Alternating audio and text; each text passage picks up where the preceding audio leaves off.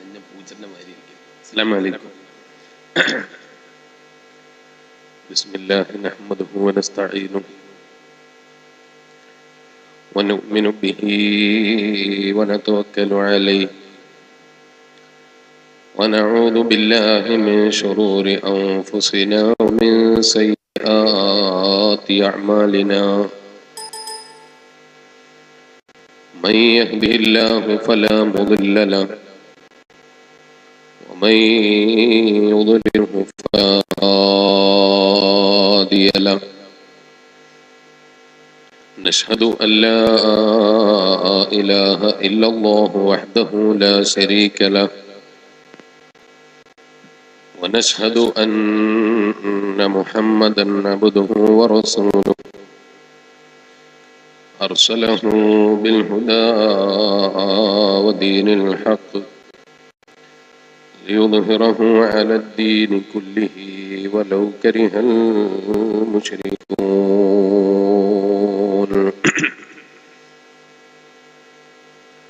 أعوذ بالله من الشيطان الرجيم.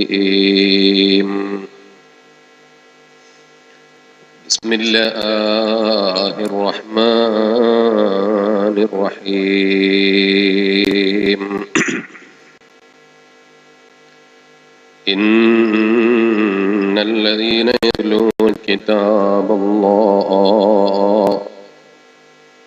وأقاموا الصلاة وأنفقوا مما رزقناهم سرا وعلانية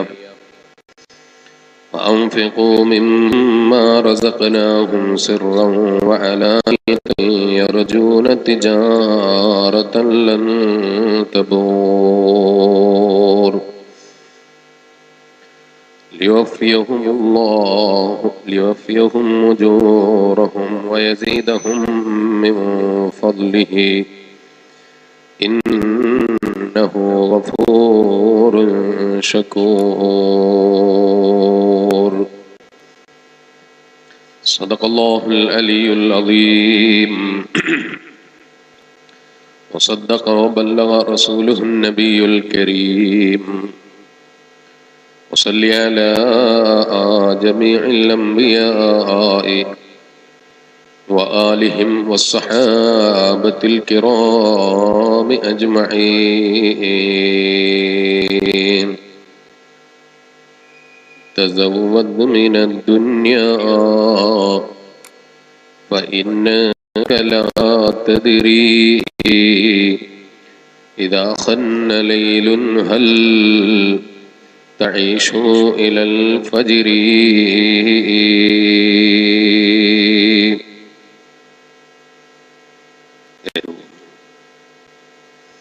ബഹുമാനാദരവുകൾ നിറഞ്ഞ പണ്ഡിതന്മാർ, മുതഅല്ലിം സുഹൃത്തുക്കൾ, സുന്നത്ത് ജമാഅത്തിന്റെ കർമ്മധീരരായ പ്രവർത്തകരെ, ഉമ്മമാരെ, അല്ലാഹു സുബ്ഹാനഹു വ തആല നമ്മുടെ ഈ ഒത്തുചേരൽ നാളെ ഹബീബായ നബി മുഹമ്മദുർ റസൂലുള്ളാഹി സ്വല്ലല്ലാഹു അലൈഹി വസല്ലം തങ്ങളുടെ കൂടെ ജന്നാത്തുൻ നഈമിൽ ഒത്തുചേരാനുള്ള ഒരു കാരണമായി നമ്മിൽ നിന്ന് ഖബൂൽ ചെയ്യുമാറാകട്ടെ. നല്ല കാര്യങ്ങൾ ധാരാളം പഠിക്കാനും ജീവിതത്തിൽ പകർത്താനുമുള്ള മഹത്തായ തൗഫീഖ് പാവപ്പെട്ട മുതഅല്ലിമായ എനിക്കും നമുക്കെല്ലാവർക്കും അല്ലാഹു തആല ഏറ്റിത്തരുമാറാകട്ടെ.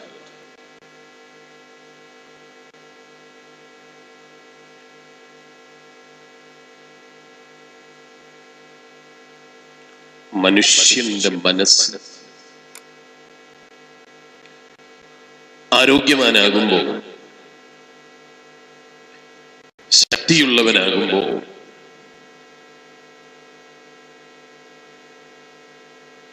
പലപ്പോഴും ആരോഗ്യമില്ലാത്ത സമയത്തെ കുറിച്ച് മറന്നുപോകുന്ന രൂപത്തിലാണ് മനുഷ്യന്റെ മനസ്സ്. ആരോഗ്യമുള്ള സമയം വരുമ്പോ വെറുതെ ഇരിക്കുന്ന സമയങ്ങളിൽ മനുഷ്യനെ പലപ്പോഴായി വഞ്ചിച്ചു കളയുകയാണ്. അതുകൊണ്ടാണ് ഹബീബായ അഷ്റഫുൽ ഖൽഖ് ത്വഹ മുഹമ്മദുർ റസൂലുള്ളാഹി സ്വല്ലല്ലാഹു അലൈഹി വസല്ലം തങ്ങൾ പറഞ്ഞു, രണ്ട് കാര്യങ്ങളിൽ മനുഷ്യനെ വഞ്ചിച്ചു കളയും എന്ന് ഞാൻ ഭയപ്പെടും. അതിലൊന്ന് നബി സല്ലല്ലാഹു അലൈഹി വസല്ലം തങ്ങൾ പറഞ്ഞു, അസ്സിഹ, മനുഷ്യന്റെ ആരോഗ്യമാണ്. ആരോഗ്യമുള്ള സമയത്ത് മനുഷ്യന് പല ധാരണകളും പല ചിന്തകളും മനുഷ്യനെ തിന്മയിലേക്ക് ക്ഷണിച്ചുകൊണ്ടിരിക്കാൻ കാരണമായിക്കൊണ്ടേയിരിക്കും.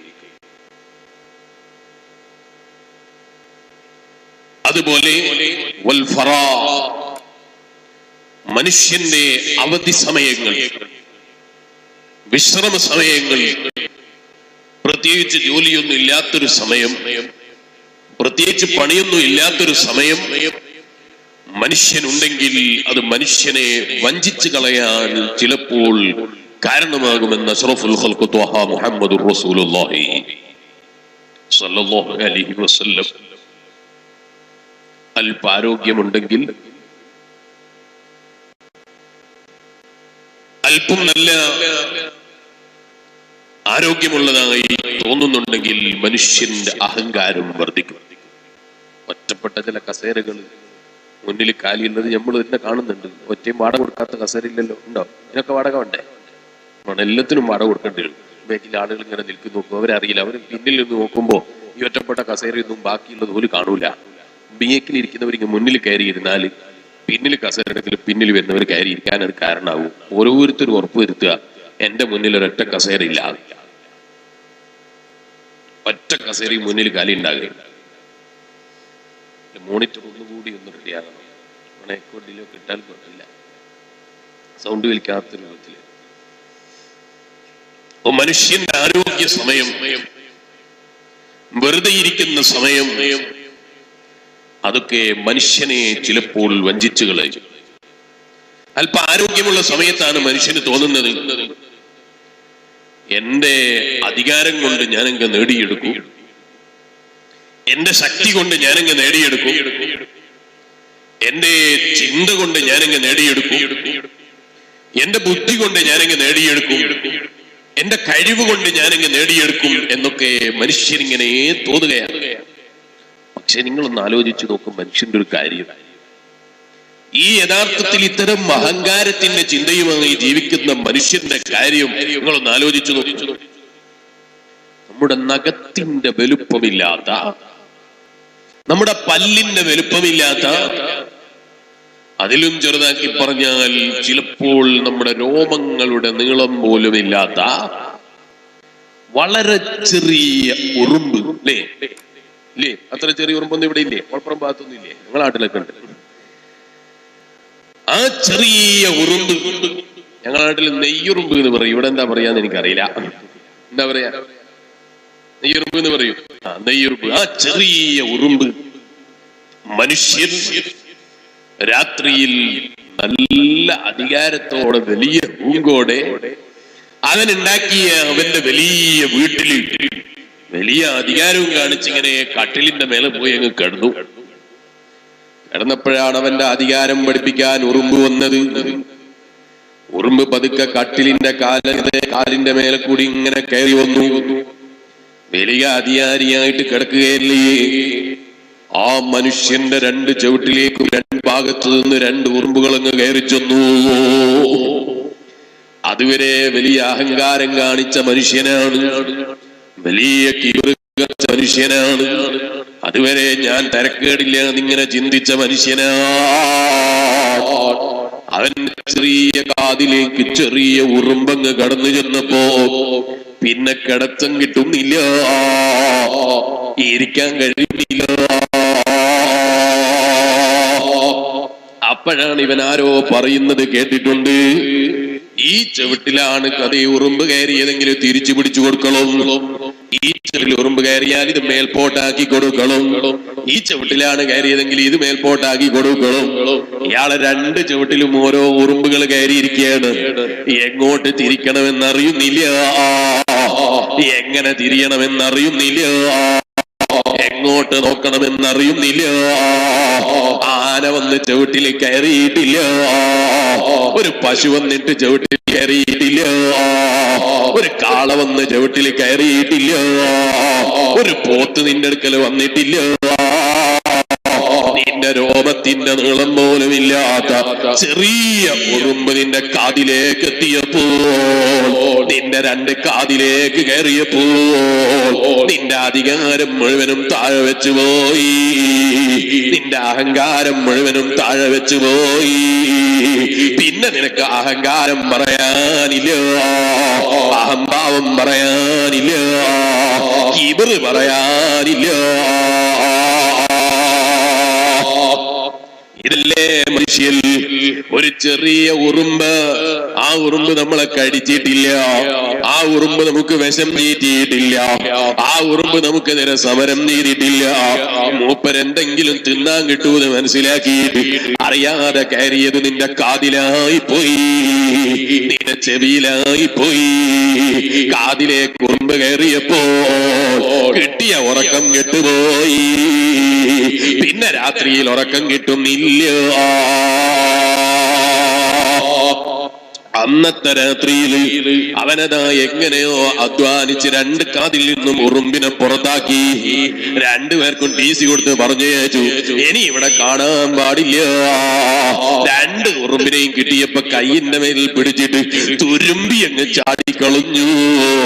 ഇനി ഈ വഴിക്ക് കാണേണ്ടതില്ല. റൂം മുഴുവനും അടിച്ചു വാരിയില്ല എന്ന് പറഞ്ഞു. റൂമിൽ കിടന്ന ഭാര്യനെ രണ്ട് തെറിയും വിളിച്ചു. അങ്ങനെയാണല്ലോ ചില ആളുകൾക്ക് സമാധാനം വേണമെങ്കിൽ ഒന്ന് ഭാര്യനെ തെറി വിളിക്കണം. അത്തരം സ്വഭാവക്കാരൊന്നും മലപ്പുറം ജില്ലയിൽ ഇല്ലാത്തത് കൊണ്ട് ഞാൻ പറയുന്നില്ല. ഭാര്യന്റെ കുറ്റം പറയണം, അപ്പൊ കുറച്ച് സമാധാനം ഉണ്ടാകും. അല്ലെങ്കിൽ എന്തെങ്കിലും തെറ്റ് സംഭവിച്ചു പോയാൽ മുതലാളിയാണെങ്കിൽ തൊഴിലാളിയെ കുറ്റം പറയണം, അടുത്തുള്ളവരെ തെറി വിളിക്കണം, അടുത്തുള്ള ആളോടൊന്ന് ചൂടാകണം. ചൂടായാലോ അയാൾക്ക് സമാധാനം, സംഗതി ഒന്നും നടന്നില്ലെങ്കിലും കുഴപ്പമില്ല, ഒന്ന് ചൂടായാൽ മതി. അങ്ങനെ വിചാരിക്കുന്ന ചില ആളുകളുണ്ട്. പറഞ്ഞു വന്നത്, ഭാര്യനോട് വെറുപ്പ് പിടിച്ചു ഭാര്യം അതേ പാവം ഭാര്യ രാത്രിയിൽ ഉറക്കിൽ എഴുന്നേറ്റ് റൂം മുഴുവനും മുട്ടിയിട്ട് എല്ലാ ഭാഗവും മുട്ടി നല്ല നിലക്കൊന്ന് അടിച്ചു വാരിയിട്ട് കിടക്കാൻ വേണ്ടി പറഞ്ഞു. 1 മണിക്കൂർ കഴിഞ്ഞതേ ഉള്ളൂ, ഉറുമ്പ് മൂക്കില, ഉറുമ്പ് വന്ന് മൂക്കിൽ കയറിപ്പോയി. ഈ രാത്രി സമയത്താ മനുഷ്യന്റെ വെറുപ്പ് കാണേണ്ടത്. ചോദിക്കട്ടെ മനുഷ്യ, നീ വലിയ MLA ആണല്ലേ, നീ വലിയ മന്ത്രിയാണല്ലേ, നീ വലിയ പഞ്ചായത്ത് പ്രസിഡന്റ് ആണല്ലേ, നാട്ടിൽ പറയാൻ എണ്ണുന്ന കാരണവരാണ് അല്ലേ, നാട്ടിൽ അറിയപ്പെട്ട മുതലാളിയാണ് അല്ലേ, ഒരുപാട് തൊഴിലാളികൾ നിന്റെ കീഴിലുണ്ട് അല്ലേ, ഒരുപാട് ആളുകൾ നിന്റെ കീഴിലായി ജോലി ചെയ്യുന്നുണ്ടല്ലേ. പറഞ്ഞിട്ടെന്താ, ഒരു ചെറിയ ഉറുമ്പിന്റെ മുന്നിൽ നിന്റെ അധികാരത്തിന്റെ വില കണ്ടോ നീ? നിന്റെ പണത്തിന്റെ ഹൂക്കിന്റെ വില കണ്ടോ നീ? ചെറിയ ഉറുമ്പിന്റെ മുന്നിൽ നിന്റെ അധികാരത്തിന്റെ ഹൂക്ക് കണ്ടോ? നിന്റെ പണത്തിന്റെ ഹൂക്ക് കണ്ടോ? നിന്റെ ശക്തിയുടെ ഹൂക്ക് കണ്ടോ? രാവിലെ സുബഹിക്ക് എഴുന്നേറ്റ് സുബഹിയും നിസ്കരിച്ച് ജിമ്മിന് പോയിട്ടില്ലേ? പോകാത്തത് കൊണ്ടല്ല, മലപ്പുറം ജില്ലക്കാരനായ നീ രാവിലെ എഴുന്നേറ്റ് ഫുട്ബോൾ കളിച്ചില്ലേ? ഖുർആനോത്ത് മറന്നാലും ഫുട്ബോൾ കൈവിട്ടിട്ടില്ല. ഫുട്ബോൾ കളിക്ക് ഒരു വടി പോലും പിന്നോട്ട് പോയിട്ടില്ല. നിന്റെ ആരോഗ്യത്തിന്റെ രഹസ്യമെന്നോ ഫുട്ബോളാണെന്ന് നീ ഡയലോഗ് അടിച്ചില്ലേ? ആ ചെറിയ ഉറുമ്പിന്റെ മുന്നിൽ നിന്റെ ആരോഗ്യം എവിടെ? നിന്റെ ശക്തി എവിടെ? നിന്റെ ബുദ്ധി എവിടെ? ഒന്നും പറയാനില്ല, ഒക്കെ അടിയറവ് പറഞ്ഞുപോയി. ഓ മനുഷ്യ, ഇതാണ് മനുഷ്യൻ. ഒരു ബോധം നമ്മുടെ മനസ്സിൽ ഉണ്ടാകണം എപ്പോഴും. എനിക്കുള്ള അധികാരമോ എനിക്കുള്ള ശക്തിയോ ഒന്നും നിലനിൽക്കുന്നതല്ല, ഒന്നും പറയാനുള്ളതല്ല. ഈ ഒരു ഓർമ്മയോടെയാകണം മനുഷ്യന്റെ ജീവിതം. ആലോചിച്ചു നോക്ക്. ഇവിടെ എന്തേലും പറയൽ, ഈ നാട്ടിന്റെ പേര് ഞാൻ മറന്നുപോയി. കൊളപ്പുറം, അതെനിക്കറിയാം. ഇവിടെ എന്താ പറയുക? സൗത്ത് കൊളപ്പുറം, അല്ലെ കൊളപ്പുറം സൗത്താ, മുതാഫിലെയും അല്ലെങ്കിൽ മുതാഫോ, എന്തായാലും കുഴപ്പമില്ല. സൗത്ത് കൊളപ്പുറ അല്ലെങ്കിൽ കൊളപ്പുറം സൗത്ത്? കൊളപ്പുറം സൗത്ത് എന്നാ പറയില്ലേ? ഈ കൊളപ്പുറം സൗത്ത് ഒരാൾക്ക് കോഴിക്കോടേക്ക് പോകണം. ഇല്ലേ, ഞങ്ങളെ നാട്ടിൽ നിന്ന് കോഴിക്കോടേക്ക് ഡയറക്റ്റ് ബസ്സില്ല.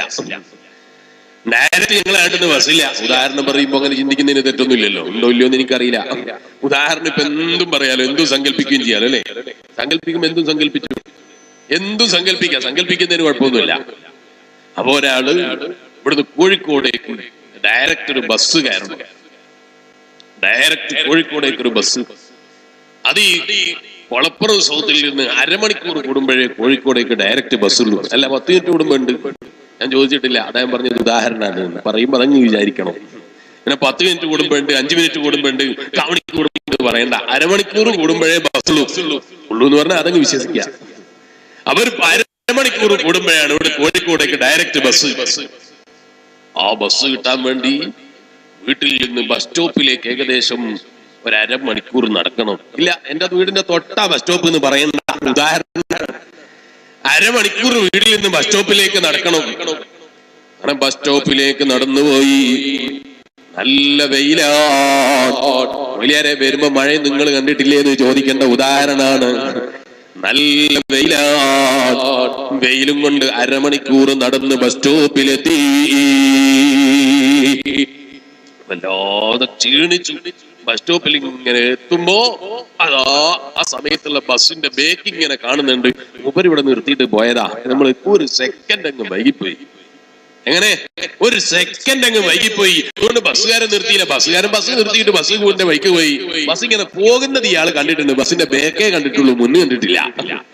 ബസ് അങ്ങ് പോയത് കണ്ടപ്പോ ഇയാള് ചിന്തിക്കുകയാണ്, അൽഹംദുലില്ലാ.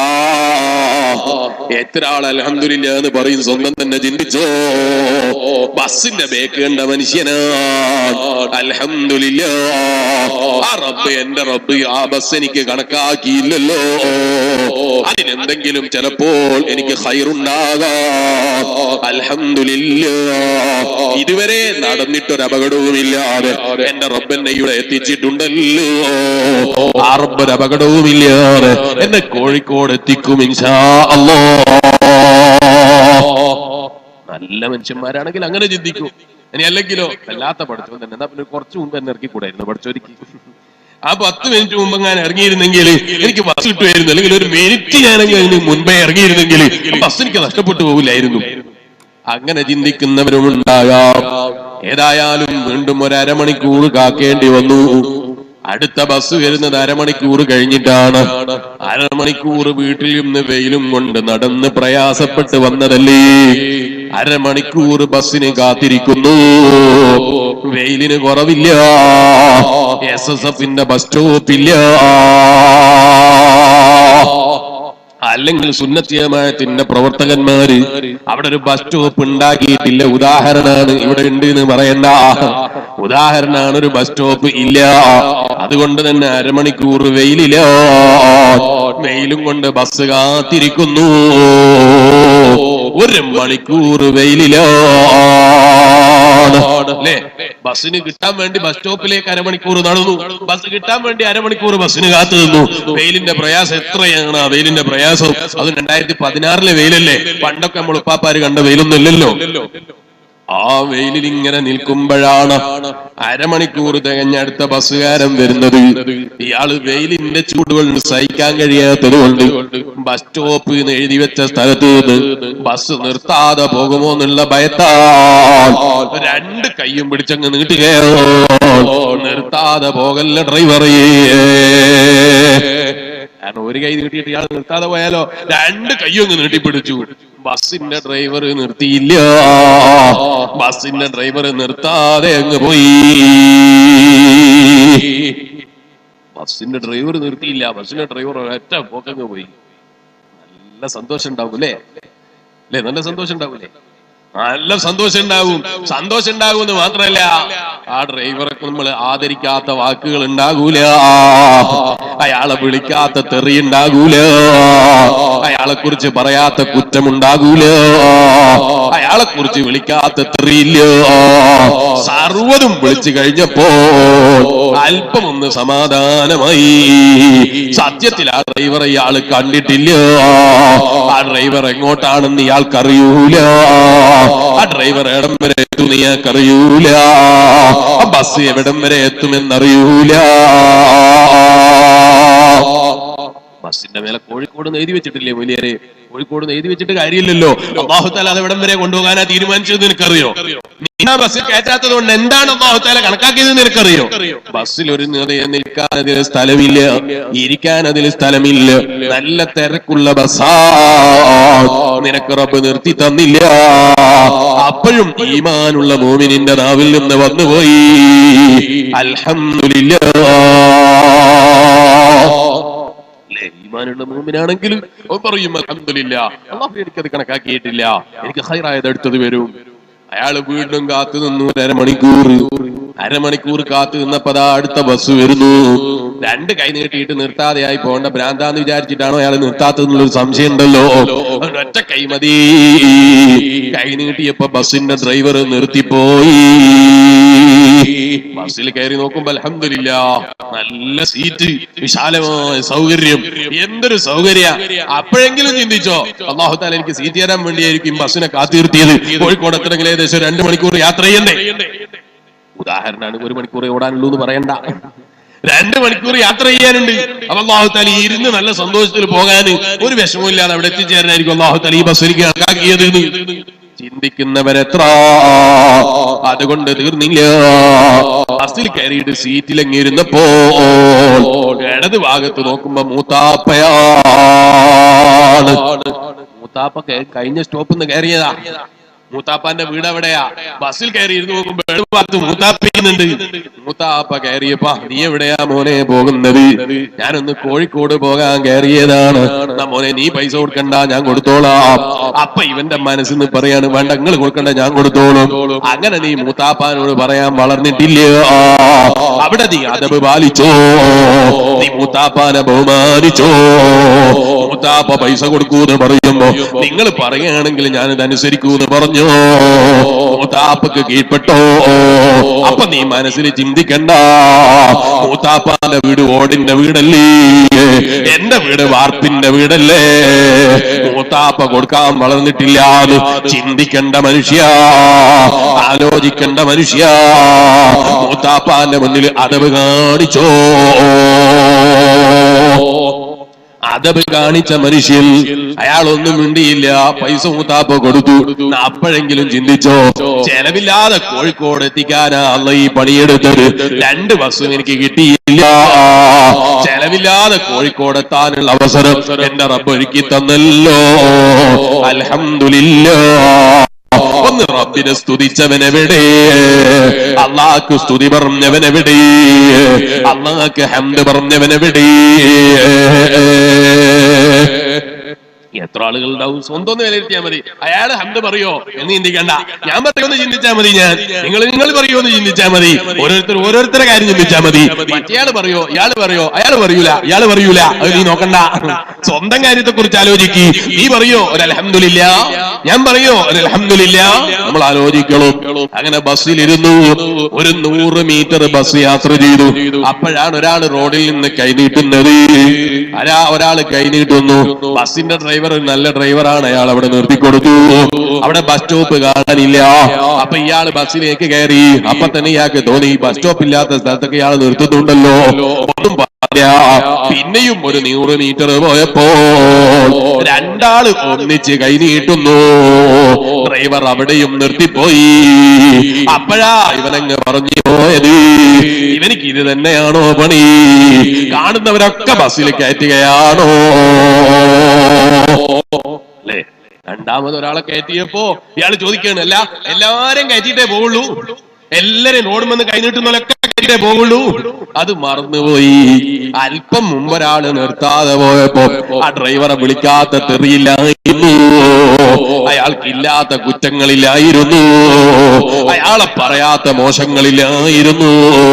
പക്ഷെ സ്വന്തം ബസ്സിൽ കയറിയിരുന്നപ്പോ മറ്റൊരാൾ വന്ന് കൈനീടിയിട്ട് നിർത്തിയപ്പോ നിനക്കത് ദഹിച്ചില്ല അല്ലേ, നിനക്കത് പിടിച്ചില്ല അല്ലേ, നിനക്ക് ഇഷ്ടപ്പെട്ടില്ല അല്ലേ? ഈ കുടുങ്ങിയ മനസ്സ് കൈയൊഴിക്കൂ മനുഷ്യ, ഈ കുടുങ്ങിയ ചിന്ത കൈയൊഴിക്കൂ മനുഷ്യ. വിശാലമായി ചിന്തിക്കൂ മനുഷ്യ, വിശാലമായി ആലോചിക്കൂ മനുഷ്യ. മൊയ്ലിയാരെ, ഞാൻ ബസ്സിൽ യാത്ര ചെയ്യാറില്ല, ഞാൻ കാറിലാ പോകല്. നിന്നോടും ചോദിക്കട്ടെ, ഞാൻ കാറിൽ ഒരു ദിവസം പാലക്കാടേക്ക് പോകുമ്പോ നീ പാലക്കാട് ജില്ലയിലേക്ക് ഒരു യാത്ര തിരിച്ചപ്പോ വീട്ടിൽ നിന്ന് വളരെ നേരത്തെ ഇറങ്ങിയതാ, വളരെ നേരത്തെ ഇറങ്ങി പുറപ്പെട്ടതാ. വളരെ പതുക്കെ യാത്ര ചെയ്താൽ മതി, ശ്രദ്ധിച്ചു പോവുകയോ. അപ്പോഴല്ലേ ഒരു ഡ്രൈവർ വളരെ സ്പീഡിൽ നമ്മളെ ഓവർടേക്ക് ചെയ്തു പോയി. അയാൾ ഒരു അരമണിക്കൂർ ലേറ്റായ ബേജാറിലോ അല്ലെങ്കിൽ ഒരു മണിക്കൂർ ലേറ്റായ പേടിയിലോ. അല്ലേ, നീ കാറിൽ ഇങ്ങനെ പതുക്കെ പോകുമ്പോ ഒരാള് ഭയങ്കര സ്പീഡിലങ്ങ് പോയി. അപ്പൊ നീ പറഞ്ഞു, ഇയാൾ എവിടെയാ മരിക്കാൻ പോവാണോ, ഇയാൾ എവിടെയാ മെഡിക്കൽ കോളേജിലേക്കാണോ, എവിടെയാ ഇത്ര സ്പീഡിൽ പോകുന്നത്? സാരയില്ല, നീ അത് പറഞ്ഞത് ഞാൻ പൊരുത്തപ്പെട്ടു. ഒന്നുകൂടി ഞാൻ ചോദിക്കട്ടെ, പിറ്റേ ദിവസം നിനക്കൊന്ന് എയർപോർട്ടിൽ പോകാനുണ്ടായിരുന്നു. വരുന്ന എയർപോർട്ടിലേക്ക് ഇറങ്ങിയിട്ട് വഴിയിലെത്തിയപ്പോഴാ പാസ്പോർട്ട് വീട്ടിൽ വെച്ച് മറന്ന വിവരം ഓർമ്മ വന്നത്. വീട്ടിലേക്ക് തിരിച്ചു പോയി പാസ്പോർട്ട് എടുത്തിട്ട് പിന്നെ സമയം നോക്കുമ്പോ 10 മിനിറ്റ് അല്ലാതെ ബാക്കിയില്ല. കൊളപ്പുറത്ത് നിന്ന് അവിടെ എത്താൻ 10 മിനിറ്റ് കൊണ്ട് എത്തണമല്ലോ. ഡ്രൈവർ അല്പം സ്പീഡിൽ വിട്ടോ. അപ്പം നിനക്ക് ഓർമ്മ വന്നില്ല, ഇന്നലെ ഒരാളെ ഞാൻ മരിക്കാൻ വിട്ടിരുന്നു, ഇന്നലെ ഞാൻ ഒരാളെ മെഡിക്കൽ കോളേജിൽ അയച്ചിരുന്നു. അയാളെ സ്പീഡ് എനിക്ക് ദഹിച്ചിട്ടില്ല, ഞാൻ അയാളെ പറയാത്ത കുറ്റമില്ല, അയാളെ കുറിച്ച് പറയാത്ത വാക്കുകളില്ല. ഇന്ന് എനിക്കും സ്പീഡിൽ പോകേണ്ട അവസ്ഥ വന്നല്ലോ. ഞാനത് പൊരുത്തപ്പെടേണ്ടതായിരുന്നു, അത് തൃപ്തിപ്പെടേണ്ടതായിരുന്നു. കാരണം അയാളെ വിഷമം എനിക്കറിയൂല, അയാളെ വിഷമം എനിക്കറിയൂല, അയാൾ മനസ്സെനിക്കറിയൂല, അയാൾ സ്പീഡിൽ പോയതിന്റെ കാരണം എനിക്കറിയൂല. ഇങ്ങനെ ചിന്തിക്കുന്നവരെത്ര അല്ലേ? കാറ് സ്പീഡിൽ പോകുമ്പോ വേറൊരാൾ കാറ് സ്പീഡിൽ പോകുമ്പോ നമുക്ക് ദഹിക്കൂല. കാറ് സ്പീഡ് പോകണമെന്ന് ഞാൻ പറഞ്ഞതിന് പ്രചോദനമല്ല, പരമാവധി പതുക്കെ തന്നെ ശ്രദ്ധിച്ചു പോയിക്കോ, അതല്ല ഞാൻ പറഞ്ഞത്. അതേ സ്ഥാനത്ത് വേറൊരാൾ സ്പീഡിൽ പോകുമ്പോ നമുക്ക് ദഹിക്കുന്നില്ല, നമുക്ക് സ്പീഡ് പോകേണ്ടി വന്നാലോ? എയർപോർട്ടിലേക്ക് സ്പീഡിൽ പോകുമ്പോഴാണ് റോഡിൽ നിന്നൊരാൾ ഇങ്ങനെ കൈ നീട്ടിയപ്പോ അയാൾക്കും കൊടുത്തു നല്ല നല്ല തെറിതിറി, അയാളെയും വിളിച്ചു നല്ല നല്ല വാക്കുകൾ, അയാളെയും പറഞ്ഞു പോയി. അപ്പൊ നമ്മളെ കാര്യത്തിനാകുമ്പോ എല്ലാം റെഡി ആയിരിക്കണം, വേറൊരാളെ കാര്യമാകുമ്പോ അതത്ര റെഡിയാകണം എന്നില്ല. ഈ ചിന്ത കൈയൊഴിക്കണേ മനുഷ്യ, വിശാലമായി ചിന്തിക്കൂ, എല്ലാവരെയും ഉൾക്കൊള്ളൂ, എല്ലാവരുടെ പ്രശ്നങ്ങളും മനസ്സിലാക്കൂ. ഒരു ദിവസം വീട്ടിലേക്ക് കയറി ചെല്ലുമ്പോ ഭാര്യ നല്ല തടിച്ച മുഖമായിട്ട് ഇങ്ങനെ നിൽക്കാണ്.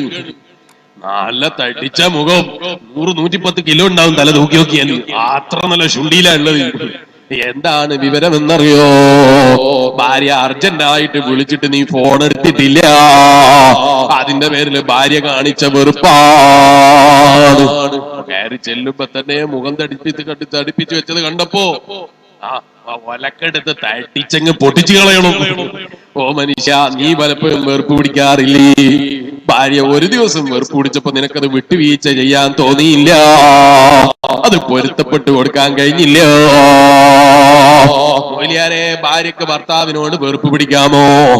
ഭാര്യ പരമാവധി ഭർത്താവിനോട് വെറുപ്പ് പിടിക്കരുത്. പക്ഷെ മനുഷ്യനല്ലേ, അറിയാതെ ചിലപ്പോ അവൾക്കും തെറ്റ് പറ്റൂലേ? അതൊന്ന് പൊരുത്തപ്പെട്ടു കൊടുക്കൂ മനുഷ്യ, അതൊന്ന് വിട്ടുവീഴ്ച ചെയ്യൂ മനുഷ്യ. അവൾ അവള് 110 കിലോ മുഖത്തിന് കാണിക്കുകയാണെങ്കിൽ ഞാൻ 210 കാണിക്കും, ഞാനും മിണ്ടൂല. അക്കാനം കാണിക്കലും ഒഴിവാക്കൂ. ഭാര്യ വെറുപ്പ് പിടിക്കുന്ന സമയത്ത് ഭർത്താവ് വിട്ടുവീഴ്ച ചെയ്യൂ. ഒന്നുകൂടി ഞാൻ പറയട്ടെ ഉമ്മമാരെ, ഭർത്താവ് നമ്മളോട് വെറുപ്പ് പിടിച്ച് കയറി വരികയാ, പതുക്കെ ഒന്ന് മാറി നിന്ന് കൊടുക്കൂ, ഒന്ന് ആദരിച്ചു കൊടുക്കൂ, ഒന്ന് ബഹുമാനിച്ചു കൊടുക്കൂ.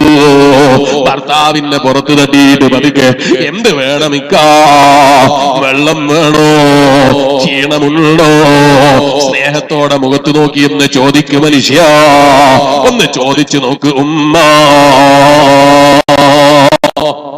ഭർത്താവ് നല്ല വെറുപ്പിൽ കയറി വന്നതാ, അപ്പൊ ആ വെറുപ്പ് തന്നെ എവിടുന്നാ ഈ തടിപ്പിച്ച മുഖമായിട്ട് കയറി വരുന്നത് എന്ന് ചോദിക്കണ്ട. പാവം അധ്വാനിച്ച് നിനക്ക് ഭക്ഷണം തരാ, നിന്റെ മക്കൾക്ക് വെള്ളം കൊടുക്കാ, വെയിലുകൊണ്ട് അധ്വാനിച്ച ക്ഷീണത്തില് ആ വെറുപ്പ് നീയൊന്ന് സഹിക്കൂ പെങ്ങളെ, അതൊന്ന് സഹിച്ചു കൊടുക്കൂ ഉമ്മ. ഭർത്താവ് വെറുപ്പ് പിടിക്കുമ്പോ ഭാര്യ അതിലും വലിയ ശുണ്ഠിയാ, ഭാര്യ വെറുപ്പ് പിടിക്കുമ്പോ അതിലും വലിയ ശുണ്ഠിയാ ഭർത്താവിന്. ഇങ്ങനെ ആയാലോ ആ വീട്ടിലൊരു കാലത്തും സമാധാനം ഉണ്ടാകൂല, ആ വീട്ടിലൊരു കാലത്തും സന്തോഷം ഉണ്ടാകൂല. പരസ്പരം നന്മ ഉപദേശിക്കുക, പരസ്പരം നല്ലത് ധരിക്കുക, പരസ്പരം പൊറുക്കാൻ കഴിയുക, പരസ്പരം വിട്ടുവീഴ്ച ചെയ്യാൻ കഴിയുക. അപ്പൊ ചെറിയ മക്കൾക്കൊരു സംശയം, അതുപോലെ തന്നെയല്ലേ മുസ്ലിയാരെ, ഞങ്ങളും വീട്ടിൽ കയറി ചെല്ലും ഉമ്മ ഞങ്ങളോട് കാണിക്കേണ്ടത്. ഉമ്മ വെറുപ്പ് പിടിച്ചാൽ ഞങ്ങൾ എന്ത് ചെയ്യണം ഉസ്താദേ, എന്ത് ചെയ്യണം മുസ്ലിയാരെ? ഇപ്പൊ തന്നെ പറഞ്ഞു തരാം. ഉമ്മ ദേഷ്യം പിടിച്ചിട്ടുണ്ടോ, തലകുനിച്ചു നിന്നോ, തിരിച്ച് നീ മറുപടി പറയണ്ട. ഉമ്മാന്റെ മുഖത്ത് നോക്കിയിട്ട് ഉമ്മാനെ നിസാരപ്പെടുത്തണ്ട. ഉമ്മനോട് വെറുപ്പ് പിടിക്കാൻ നിനക്ക് ഒരു അവകാശവുമില്ല. ഒരാവശ്യമില്ലാതെയല്ലേ എന്റെ ഉമ്മ ചൂടായത്, ഒരാവശ്യമില്ലാതെയും ആവശ്യം ഉണ്ടായിട്ടായിട്ടും എന്ത് കാരണം പറഞ്ഞിട്ടും കാര്യമില്ല. ആവശ്യമുണ്ടാകട്ടെ, ആവശ്യമില്ലാതിരിക്കട്ടെ, കാരണമുണ്ടാകട്ടെ, കാരണമില്ലാതിരിക്കട്ടെ. ഉമ്മ വെറുപ്പ് പിടിച്ചിട്ടുണ്ടോ, ഒന്നും മിണ്ടാതിരിക്കും മനുഷ്യ. ഇങ്ങനെ ചൂടാകാണ്. അപ്പൊ ഇവന്റെ വകയിൽ ഇവനും ഞാൻ അങ്ങനെ ചെയ്തിട്ടില്ല, ഞാൻ ഇങ്ങനെ ചെയ്തിട്ടില്ല, നിങ്ങൾ ബാപ്പ ഇങ്ങനെ വെറുക്കുകയാണ്, നീ എന്തിനാണടാ അത് ചെയ്തത്, നീ എന്തിനാണടാ ഇത് ചെയ്തത്? അപ്പൊ ബാപ്പാനോട് ഞാൻ ചെയ്തിട്ടില്ല, ചെയ്യാത്തതിന് എന്നെ കുറ്റം പറയാ. ബാപ്പനോട് നീ പറയണ്ട, ഉമ്മനോട് പറയണ്ട. ബാപ്പ വെറുപ്പ് പിടിച്ചിട്ടുണ്ടോ, ഉമ്മ ചൂടായിട്ടുണ്ടോ, അതൊന്ന് കേട്ട് നിന്ന് കൊടുക്കും മനുഷ്യ.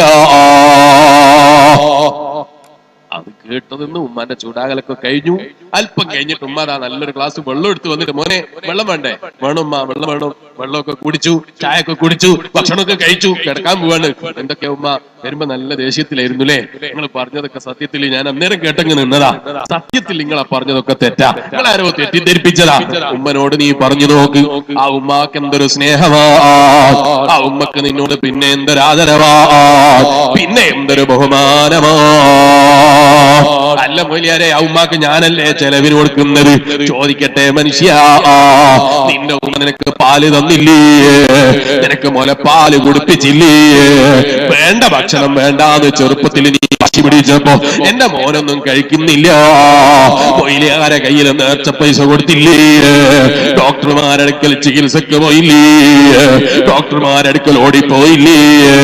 നീ ഭക്ഷണം കഴിക്കാത്തതിന്റെ പേര് ആ ഉമ്മ ഒരു ദിവസം രാത്രി ഇരുന്ന് കരഞ്ഞില്ലേ? കണ്ണുനീരൊഴുക്കിയില്ലേ? ഇതൊന്നും നീ കണ്ടിട്ടില്ല, ഇതൊന്നും നീ അനുഭവിച്ചിട്ടില്ല. ഉമ്മാക്ക് വിട്ടുവീഴ്ച ചെയ്യൂ മനുഷ്യ. ദുബായിൽ പോയി നിനക്ക് ചെലവിന് തരാൻ വേണ്ടി ചെറുപ്പത്തിലെ 19 വയസ്സ് 20 വയസ്സാകുമ്പോ എനിക്ക് മക്കളായിട്ടില്ല, ഭാര്യയായിട്ടില്ല. അന്നത്തെ കാലത്ത് തന്നെ എനിക്കൊരു ഭാര്യയായാൽ മക്കളുണ്ടായ ചെലവിന് കൊടുക്കണമല്ല അല്ലാ, അവർക്ക് ആവശ്യമുള്ളതൊക്കെ വാങ്ങിച്ചു കൊടുക്കണമല്ല അല്ലാ.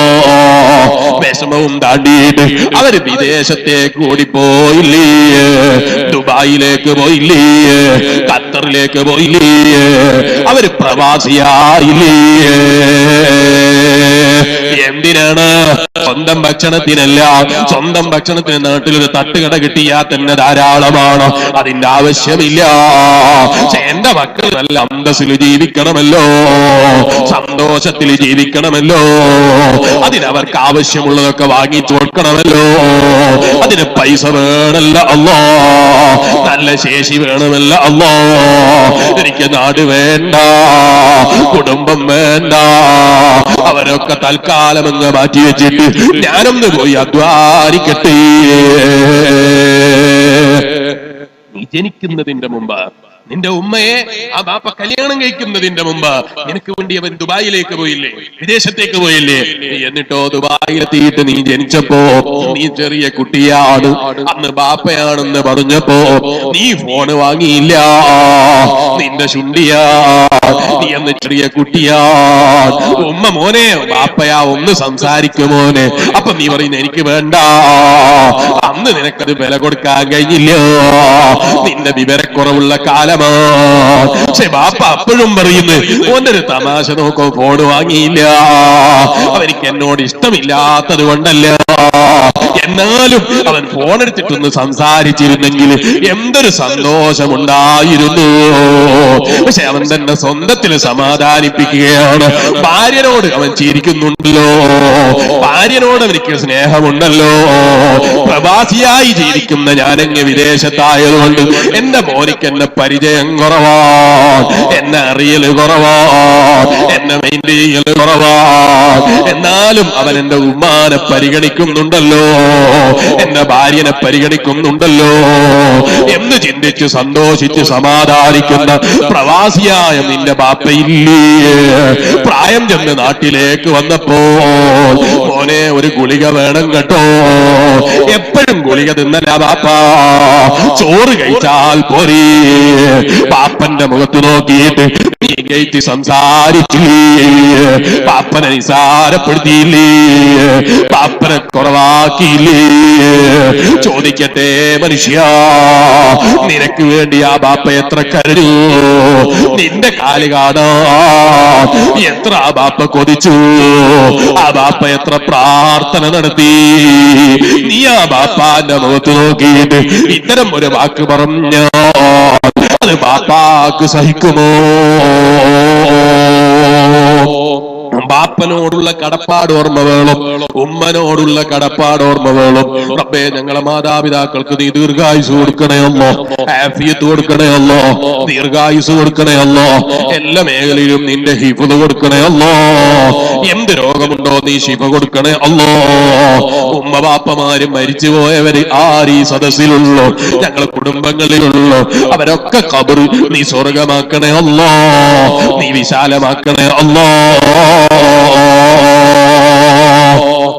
ഒന്നുകൂടി പറയട്ടെ, ആ ബാപ്പ മരിച്ചു പോയപ്പോ, ആ ഉമ്മ മരിച്ചു പോയപ്പോ നാട്ടിലൊരു നല്ല മൊയ്ലിയാര് വന്നിരുന്നു. അയാൾ അൽ ഫാത്തിഹ എന്ന് വിളിച്ചപ്പോ നീ പറയാ, നീ ഫാത്തിഹ വിളിച്ചിട്ട് ബാപ്പക്ക് എന്ത് കാര്യമാ?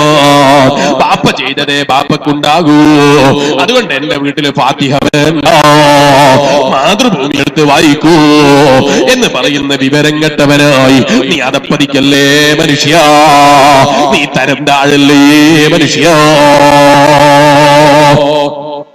പാപ്പക്ക് വേണ്ടി ഖുർആൻ ഓതുമ്പോ, പാപ്പക്ക് വേണ്ടി ഖുർആൻ ഓതുമ്പോ, മാമക്ക് വേണ്ടി ഖുർആൻ ഓതുമ്പോ, പാപ്പമാർക്ക് വേണ്ടി ഖുർആൻ ഓതുമ്പോ നീ ഓതിയത് നിനക്കുണ്ടാകും, അവർക്ക് വേണ്ടി നീ ഓതിയിട്ടുണ്ടാ കാര്യം എന്ന് ചോദിക്കണ്ട. ഒന്നുകൂടി ഞാൻ ചോദിക്കട്ടെ, ഏറ്റവും ചുരുങ്ങിയത് അയാള് ഖുർആൻ ഓതിയാൽ അയാൾക്ക് ഫലം കിട്ടുമോ? കിട്ടുമോ? ഈ ഖുർആൻ ഓതിയാ മരിച്ചവർക്ക് വേണ്ടി ഖുർആൻ ഓതിയാ ഫലം കിട്ടില്ല എന്ന് പറയുന്നുണ്ടല്ലോ. ഞാൻ ചോദിക്കുന്നത്, മരിച്ചവർക്ക് വേണ്ടി ഖുർആൻ ഓതിയാൽ അയാള് ഖുർആൻ ഓതിയാൽ അയാൾക്ക് ഫലം കിട്ടുമോ? അത് കിട്ടും, അയാൾക്ക് കിട്ടുമോ? പിന്നെ നീ എന്തിനാ തടയാൻ പോകുന്നത്? അയാൾ ഓതിക്കോട്ടെ, അയാൾക്ക് കൂലി കിട്ടിക്കോട്ടെ, അയാൾക്ക് കൂലി കിട്ടിക്കോട്ടെ. ഒന്നുകൂടി ഞാൻ ചോദിക്കട്ടെ, ഈ കൂലി കിട്ടുന്ന മനുഷ്യൻ ഖുർആൻ ഓതുമ്പോ അയാൾ ഖുർആൻ ഓതാൻ കാരണക്കാരനാരാണ്? ആരാണ് അയാൾ ഖുർആൻ ഓതാൻ കാരണക്കാരൻ? ഈ മരിച്ചുപോയ മനുഷ്യനല്ലേ. അയാൾക്ക് പ്രതിഫലം കൊടുക്കാൻ അള്ളാന്റെ അടുത്ത് എന്താ ദാരിദ്ര്യമുണ്ടോ? ആക്ക് ദാരിദ്ര്യമുണ്ടോ? കൊടുക്കാൻ തികയൂല എന്നുള്ള പേടിയുണ്ടോ? അല്ല കൊടുക്കാൻ തികയൂല എന്ന് പേടിച്ചിട്ട് ബുഖലത്തരം കാണിക്കുന്നുണ്ടോ? നീ എന്തിനാ മനുഷ്യ നീ ഇങ്ങനെ ഭയപ്പെടുന്നത്? ഖുർആൻ ഓതുമ്പോ മാതൃഭൂമി വായിച്ചോന്ന് പറഞ്ഞ് ഖുർആനിനെ നിസാരപ്പെടുത്തണോ? ഖുർആൻ ഓത്ത് നിർത്തിവെക്കണോ? ഹബീബായ അഷ്റഫുൽ ഖൽഖ് മുഹമ്മദുർ റസൂലുള്ളാഹി സല്ലല്ലാഹു അലൈഹി വസല്ലം തങ്ങൾ എന്നെയും നിങ്ങളെയും പഠിപ്പിക്കുകയാണ്. ഇന്നല്ലദീന യത്ലൂന കിതാബല്ലാഹ്, അല്ലാഹുവിന്റെ ഖുർആൻ ഓതുന്നവരില്ലേ, അല്ലാഹുവിന്റെ ഖുർആൻ പാരായണം ചെയ്യുന്നവരില്ലേ,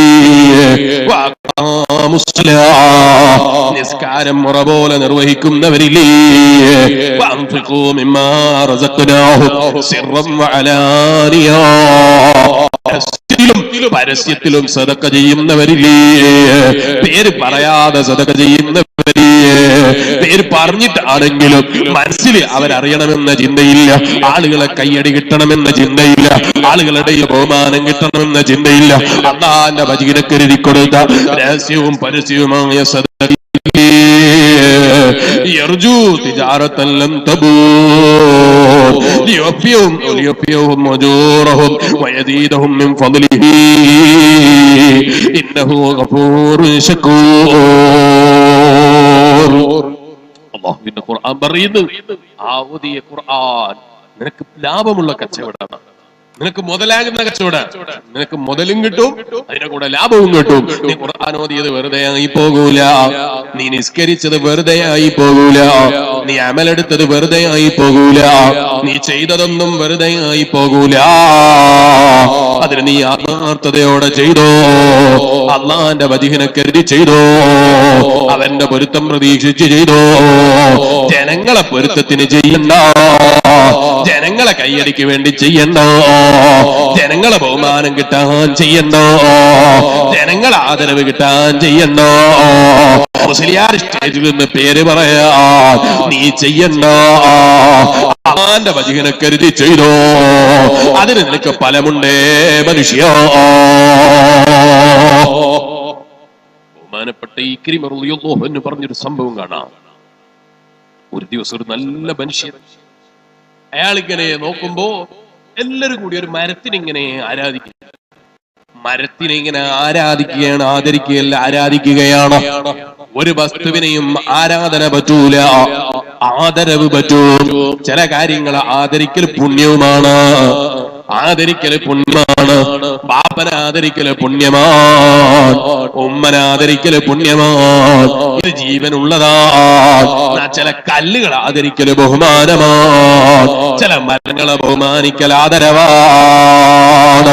ഏതുപോലെ ഹജറുൽ അസ്വദ്, അത് ഒരു കല്ലാണ്, ആ കല്ലിനെ ബഹുമാനിക്കല് പുണ്യമാണ്. അത് വെറും കല്ലല്ലേ മുസ്ലിയാരെ, ഒരു വെറും കല്ല് തന്നെയാണ്. പക്ഷെ അല്ലാഹ് അത് ആദരിച്ചിട്ടുണ്ട്, ഹബീബായ നബിതങ്ങൾ ആദരിച്ചിട്ടുണ്ട്. നീ അതിനെ ആദരിച്ചോ, അത് നിനക്ക് ബഹുമാനമാണ്, നിനക്ക് സവാബുള്ളതാണ്, പ്രതിഫലം കിട്ടുന്നതാണ്, കൂലി കിട്ടുന്നതാണ്. അതുപോലെ ചില മരങ്ങളുണ്ട്.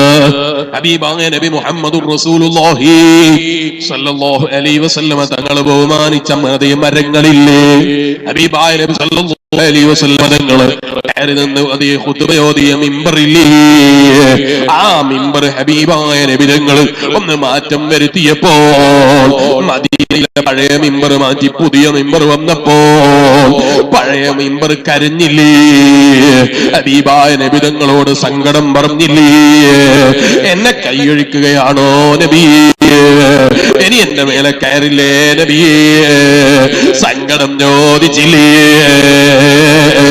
അപ്പം ബഹുമാനമുള്ള കല്ലുകളുണ്ട്, ബഹുമാനമുള്ള മരങ്ങളുണ്ട്, പക്ഷെ ഒരു കല്ലിനെയും ആരാധിക്കല് പറ്റൂല, ഹജറുൽ അസ്വദിനെ ആരാധിക്കല് പറ്റൂല, ആരാധിക്കല് പറ്റൂല, ഒരു വസ്തുവിനെയും ആരാധിക്കല് പറ്റൂല. ലാ ഇലാഹ ഇല്ലല്ലാഹ്, അല്ലാഹ് മാത്രമേ ഇലാഹുള്ളൂ, ആരാധനക്ക് അർഹനുള്ളൂ. ലാ ശരീക ലഹു, അവനൊരു കൂറുകാരനില്ല, ഒരു മരവും കൂറില്ല, ഒരു കല്ലും കൂറില്ല. പക്ഷേ കല്ലുകൾക്ക് ബഹുമാനമുള്ള കല്ലുകളുണ്ട്, കഅബത്തിന്റെ കല്ലിന് ബഹുമാനമുള്ള, കഅബത്തിന്റെ കല്ലുകൾക്ക് ആദരവുണ്ട്. അതിനെ നീ ആദരിച്ചോ, ആരാധിക്കണ്ട. ഈ മരത്തെ ആ നാട്ടിലെ അറിവ് കുറഞ്ഞ ചില ആളുകൾ ആരാധിച്ചു. ആരാധിക്കുന്നത് കണ്ടപ്പോ ഇയാൾ ആ മരം മുറിച്ചു കളയാൻ തീരുമാനിച്ചു. കേൾക്കുമ്പോ നമ്മളെ നാട്ടിൽ എവിടെയെങ്കിലും ഹൈന്ദവ സുഹൃത്തുക്കളോ അല്ലെങ്കിൽ ഏതെങ്കിലും മതക്കാരോ ആരാധിക്കുന്ന മരമുണ്ടെങ്കിൽ അത് മുറിക്കാൻ പോകരുത്. അത് മുറിക്കണമെന്ന് ഞാൻ പറഞ്ഞതിനർത്ഥമില്ല. ഇത് ഇസ്ലാമിക ഭരണകൂടമുള്ള സ്ഥലത്ത് അതും അതേ പ്രത്യേക അത് അയാള് സ്വന്തം മരത്തിന് മുറിക്കുന്നത് പോലെ നിങ്ങൾ പോയി ഒരു മരത്തെയും മുറിക്കാൻ നിൽക്കണ്ടോ, ഒരമ്പലത്തെയും നിസാരപ്പെടുത്തണ്ടോ. നീ എല്ലാവരെയും ആദരിച്ചോ, എല്ലാവരെയും ബഹുമാനിച്ചോ. അവിടെ നീ മതം നോക്കണ്ടോ. അല്ല, നമ്മൾ ബാങ്ക് വിളിച്ചതിന് കുരച്ചു പറഞ്ഞ് തമാശയാക്കുന്നവരില്ലേ, നമ്മളെ ബാങ്കിനെ കളിയാക്കുന്നവരില്ലേ, നമ്മളെ ബാങ്കിനെ തെറി വിളിക്കുന്നവരില്ലേ, നമ്മളെ പള്ളിയിലെ ആരാധനകളെ നിസാരപ്പെടുത്തുന്നവരില്ലേ. നീ അതിന്റെ പേരിൽ അയാളെ കോലം നായന്റെ രൂപത്തിലാക്കണ്ടോ, അയാളെ തെറി വിളിക്കണ്ടോ, അയാളെ നിസാരപ്പെടുത്തണ്ടോ. നീ അത്തരം പ്രവർത്തനങ്ങൾ ചെയ്താൽ നിന്റെ മതത്തെ തെറ്റിദ്ധരിക്കാൻ അത് കാരണമാകുമേ മനുഷ്യ. അല്ലാഹുവിന്റെ ഹബീബ് നബി മുഹമ്മദുർ റസൂലുള്ളാഹി സല്ലല്ലാഹു അലൈഹി വസല്ലം തങ്ങൾ അത് പഠിപ്പിച്ചിട്ടില്ല. മറിച്ച് ഹബീബായ നബി തങ്ങൾ പഠിപ്പിച്ചത് വിട്ടുവീഴ്ച ചെയ്യാനാണ്. എല്ലാവരും വിട്ടുവീഴ്ച ചെയ്യണം, എല്ലാവർക്കും പൊരുത്തപ്പെട്ടു കൊടുക്കണം. ഹബീബായ നബി സല്ലല്ലാഹു അലൈഹി വസല്ലം തങ്ങളെ വധിക്കാൻ വേണ്ടി വന്നില്ലേ സുറാഖത്ത് ബിൻ മാലിക്. ആ വധിക്കാൻ വന്ന സുറാഖത്ത് ബിൻ മാലിക്കിന്റെ കുതിരെ ഭൂമി അങ്ങ് വിഴുങ്ങിയപ്പോൾ അള്ളാന്റെ ഹബീബിനെ വിളിച്ചില്ലേ, യാ റസൂലല്ലാഹ് മുഹമ്മദേ, എന്നെ ഒന്ന് രക്ഷപ്പെടുത്തണേ. അൽ അമാൻ അൽ അമാൻ എന്ന് വിളിച്ചു പോകിയ അതേ സുറാഖത്ത് ബിൻ മാലിക് ഇല്ലേ, ആ സുറാഖത്ത് ബിൻ മാലിക് വിളിച്ചു പോകിയപ്പോ അള്ളാന്റെ ഹബീബ് വിട്ടുവീഴ്ച ചെയ്തില്ലേ, അള്ളാന്റെ ഹബീബ് പൊരുത്തപ്പെട്ടു കൊടുത്തില്ലേ, അവനെ കല്ലെറിഞ്ഞില്ല, അവനെ തെറി വിളിച്ചില്ല. നിങ്ങൾ ആലോചിച്ചു നോക്ക്, നിങ്ങൾ റോഡിലൂടെ ഇങ്ങനെ നടന്നു പോകുമ്പോ നിങ്ങളെ കല്ലെറിയാനല്ല, വാളുകൊണ്ട് വെട്ടാനല്ല, കൊല്ലാനല്ല, മറിച്ച് നിങ്ങളെ പിന്നാലെ ഒരാള് വരികയാണ്. എന്തിനാ? ഒരു നല്ല തെറി വിളിക്കാനാ, ഒരു നല്ല തെറി വിളിക്കാനാ അയാൾ വരുന്നത്. അയാളെ കണ്ടപ്പോ കുത്തിപ്പോയി. അപ്പൊ തന്നെ പറയാ, എന്നെ ആക്രമിക്കാമെന്ന അള്ള വിടൂലടാ. കിട്ടിയില്ലേ, കാല് വെച്ച് കുത്തിപ്പോയില്ലേ, ഇനി ഇങ്ങോട്ട് അടുക്കണ്ട. പിന്നെ നീ കയ്യിൽ പിടിക്കാത്ത കല്ലുണ്ടോ, പിന്നെ നീ കയ്യിൽ പിടിക്കാത്ത വടിയുള്ളോ. ഒന്ന് കാല് വെച്ച് കുത്തിയിട്ട് വേദന സഹിക്കുന്നത് കണ്ടപ്പോ നീ അടുത്തേക്ക് പോയിട്ട് അവനെ വെല്ലുവിളിച്ചില്ലേ. അതുവരെ ധൈര്യം കിട്ടാത്ത നീ കാല് വെച്ച് കുത്തിയിട്ട് വേദന സഹിക്കുന്നത് കണ്ടപ്പോ അടുത്തേക്ക് ചെന്ന് ചോദിച്ചില്ലേ, ധൈര്യമുണ്ടെങ്കിൽ ഇറങ്ങടാ, ധൈര്യമുണ്ടെങ്കിൽ ഒന്ന് തൊടടാ. നീ അവിടെ വെല്ലുവിളിച്ചില്ലേ, പിന്നെ നിന്റെ ഊക്ക് കാണിച്ചില്ലേ. അല്ലാഹുവിന്റെ ഹബീബ് ഊക്ക് കാണിച്ചില്ല, അവനെ നിസാരപ്പെടുത്തിയില്ല. മാപ്പ് ചോദിച്ചപ്പോ വിട്ടുവീഴ്ച ചെയ്തു കൊടുത്തു. ഹബീബായ നബി മുഹമ്മദുർ റസൂലുള്ളാഹി സല്ലല്ലാഹു അലൈഹി വസല്ലം ആ ഒരു വിട്ടുവീഴ്ചയാണ് നമ്മളും പഠിക്കേണ്ടത്. നമ്മളെ മതത്തെ തെറി വിളിച്ചോ, നമ്മളെ മതത്തിന്റെ ആചാരങ്ങളെ നിസാരപ്പെടുത്തിയോ, അവരെ നീ വെറുതെ വിട്ടേക്കൂ. അവരെ നീ തെറി വിളിക്കണ്ട, നീ കുറ്റം പറയണ്ട. പറയേണ്ടവര് മറുപടി പറഞ്ഞോളും, ആലിമീങ്ങൾ മറുപടി പറഞ്ഞോളും, വിവരമുള്ളവര് മറുപടി പറഞ്ഞോളും. വിവരമില്ലാത്ത നീ മറുപടി പറഞ്ഞാൽ, വിവരമില്ലാത്ത നീ ഉത്തരം പറഞ്ഞാൽ അത് പ്രശ്നത്തിന് കാരണമാണ് മനുഷ്യ. അതെ, അവര് ദീനിനെ തെറ്റിദ്ധരിക്കാൻ മനുഷ്യ. അപ്പൊ വിവരമുള്ള ഒരു മറുപടി പറഞ്ഞോളൂ. അവര് തിരുത്തണമെന്നോ അല്ലെങ്കിൽ മാറ്റി പറയണമെന്നോ മാപ്പ് പറയണമെന്നോ അവരെന്തെങ്കിലും മറുപടി പറയൂ. നീ അത് കണ്ടിട്ട് വിവരമില്ലാത്ത കൊണ്ടുപോയി ഫേസ്ബുക്കിൽ നിന്റെ വകയില് അയാളെ കോലെടുത്തൊരു നായന്റെ രൂപാക്കുക, എന്നിട്ട് അത് ഫേസ്ബുക്കിൽ പോസ്റ്റ് ചെയ്യുക. എന്നിട്ട് ഇവനക്കെതിരെ ലേക്ക് അടിക്കാൻ ആരുണ്ട്, എനിക്കെതിരെ കമന്റ് അടിക്കാൻ ആരുണ്ട്? നീ എന്തിനാ മുസ്ലിമിന്റെ ആശയത്തെ തെറ്റിദ്ധരിപ്പിക്കുന്നത്? നീ എന്തിനാണ് ഇസ്ലാമിന്റെ ആശയത്തെ തെറ്റിദ്ധരിപ്പിക്കുന്നത്? നീ ഏറ്റവും ചുരുങ്ങിയ നിനക്ക് വിവരമില്ലാന്നെങ്കിലും മനസ്സിലാക്കണ്ടേ മനുഷ്യ, നിന്റെ വിവരക്കേടിനെ മനസ്സിലാക്കണ്ടേ മനുഷ്യ, നിന്റെ അറിവുകേടിനെ മനസ്സിലാക്കണ്ടേ മനുഷ്യ. അതൊക്കെ വിവരമുള്ളവർക്ക് വിട്ടുകൊടുക്കൂ, അലിമീങ്ങൾക്ക് വിട്ടുകൊടുക്കൂ, പണ്ഡിതന്മാർക്ക് വിട്ടുകൊടുക്കൂ. ഇതൊരു ലോകമാണ്. ഇപ്പൊ എല്ലാരും എങ്ങനെയുണ്ട് ഒരാളെ ചോദ്യം ചെയ്യാൻ, എങ്ങനെയുണ്ട് ഒരു മുസ്ലിം ആലോചിക്കുകയല്ലേ. ഞാൻ ഇന്നലെ തിരക്ക് പിടിച്ച് അതേ നിങ്ങളെ നാട്ടിന്റെ പരിസരത്ത്, അതേ കോഴിക്കോട് ജില്ലയുടെ അവസാനവും അതുപോലെ മലപ്പുറം ജില്ലയുടെ എന്റുമായ ഒരു സ്ഥലത്ത് ഇങ്ങനെ തിരക്ക് പിടിച്ച് പോവാണ്, പരിപാടിക്ക് പോവാണ്. അപ്പോഴാണ് എനിക്ക് ഖത്തറിൽ നിന്നൊരു കോളാണ്. വിളിച്ചത് ആരാണ്, പേര് ഞാൻ പറയുന്നില്ല. അയാൾക്ക് എന്തോ അറിയണം. വിളിച്ചപ്പോ എനിക്ക് മനസ്സിലായി ആരാണ് വിളിക്കുന്നത്. ഞാൻ ചോദിച്ചു, ഇന്നാലിന്നയാളല്ലേ? അതെ, ഞാൻ അയാളാണ്. സുഖം തന്നെയല്ലേ? ഞാൻ പറഞ്ഞു സുഖം തന്നെയാണ്. നിങ്ങൾക്ക് ആലിമീങ്ങളെ വിളിച്ച് കളിയാക്കാനേ നേരമുള്ളൂ, ആലിമീങ്ങളെ വിളിച്ച് സ്വീപ്പാക്കാനേ നേരമുള്ളൂ. അവരെ ഫോണിൽ കിട്ടാതെ വന്നപ്പോ മുതലിമീങ്ങളായ ഞങ്ങളൊക്കെ പിന്നാലെ നടക്കുകയാണല്ലേ. പോലെ നിനക്ക് പണിയില്ലെങ്കിൽ ഞങ്ങൾക്ക് പണിയുണ്ട് കേട്ടോ, നിന്റെ അടവവിടെ വെച്ചേക്കൂ. ഇങ്ങനെ പിന്നാലെ നടക്കുന്ന ആലിമീങ്ങളെയും മുതലിമീങ്ങളെയും സമയം കൊല്ലാൻ നടക്കുന്ന വിവരം കെട്ടവരില്ലേ, നാശമുണ്ടാക്കുന്നവരില്ലേ. റബ്ബേ, അവർക്ക് നീ ഹിദായത്തിന്റെ വെളിച്ചം കൊടുക്കണേ അല്ലാഹ്. നീ അവരെ നന്നാക്കണേ അല്ലാഹ്. നീ അവരെ നന്നാക്കാൻ തീരുമാനമില്ലെങ്കിൽ ഈ ഉമ്മത്തിനെ അവരെ ശർറിൽ നിന്ന് കാക്കണേ അല്ലാഹ്. എന്റെ ഈമാനുള്ള മോമിനീങ്ങളെ, മുസ്ലിമീങ്ങൾ തന്നെ പരസ്പരം ആലിമീങ്ങളെ തെറി വിളിക്കാൻ എന്ത് വഴിയെന്ന് ചിന്തിക്കുന്നു. മുസ്ലിമീങ്ങൾ തന്നെ പരസ്പരം ആലിമീങ്ങളെ കൊച്ചാക്കാൻ എന്ത് വഴിയെന്ന് ചിന്തിക്കുന്നു. അതേ പണ്ഡിതന്മാരെ റോഡിൽ താറടിക്കാൻ എന്ത് വഴിയെന്ന് ചിന്തിക്കുന്നു. ഒന്നും അറിയില്ല, പക്ഷെ എല്ലാം അറിയാമെന്ന ധാരണയാണ്. എല്ലാം ഞാൻ പഠിച്ചു എന്നുള്ള ധാരണയാണ്. ഞാൻ പ്രസംഗം കേട്ടിട്ടൊക്കെ പഠിച്ചിട്ട് ഞാൻ കാമിലായിട്ടുണ്ട്. അതേ 10-20 വർഷം മദ്രസയിലും അതുപോലെ സ്ഥാപനങ്ങളിലും ഇരുന്ന് പഠിച്ച് കിതാബ് ഓതി പഠിച്ച ആലിമീങ്ങൾ പ്രസംഗിക്കുന്നത് കേട്ട് പഠിച്ചിട്ട് പിന്നെ ആലിമീങ്ങൾക്കെതിരെ പറയാൻ ഞാൻ തന്നെ മതിയെന്ന ധാരണയോ, അവരെ ചോദ്യം ചെയ്യാമെന്ന ധാരണയോ. എന്നിട്ട് ആലിമീങ്ങളെ ചോദ്യം ചെയ്തിട്ട് നീ മുസ്ലിമീങ്ങളെ തെറ്റിദ്ധരിപ്പിച്ചില്ലേ? അന്യമതക്കാർ നോക്കുമ്പോ അവർക്കിടയിൽ തന്നെ തർക്കമാ. ഈ മതത്തിനെന്ത് വില എന്ന് ചോദിക്കുന്ന വിധത്തിൽ ഉളുപ്പില്ലാതെ ധാരണമില്ലാതെ റോഡിലിറങ്ങിയിട്ട് ആലിമീങ്ങളെ തെറി വിളിച്ചില്ലേ? ആലിമീങ്ങളെ നിസാരപ്പെടുത്തിയില്ലേ? സോഷ്യൽ മീഡിയയിൽ നീ തിളങ്ങിയില്ലേ? സോഷ്യൽ മീഡിയയിൽ നീ തിളങ്ങുന്നുണ്ട് നിനക്ക് തോന്നിയില്ലേ? ആളുകളൊക്കെ നിന്റെ കൂടെയാണെന്ന് നിനക്ക് തോന്നിയില്ലേ? നിന്റെ വിവരക്കേടാണ് മനുഷ്യ, നിന്റെ ചിന്ത കുറവാണ്. നീ അല്ലാഹുവിലേക്ക് മനസ്സ് തിരിക്കൂ. അല്ല, ആലിം അങ്ങനെ തെറ്റിയുന്നുണ്ടെങ്കിലോ നിന്നോട് ആലിമീങ്ങളെ നോക്കാൻ ഏൽപ്പിച്ചിട്ടില്ല, നിന്നോട് ആലിമീങ്ങളെ പിന്നാലെ നടക്കാൻ പറഞ്ഞിട്ടില്ല. ആലിമീങ്ങൾക്ക് അവരെ കുട്ടിയുണ്ട്, ആലിമീങ്ങളെ ചോദ്യം ചെയ്യാ. വിവരം കെട്ട ഞാൻ വളർന്നിട്ടില്ല, വിവരമില്ലാത്ത നീ വളർന്നിട്ടില്ല.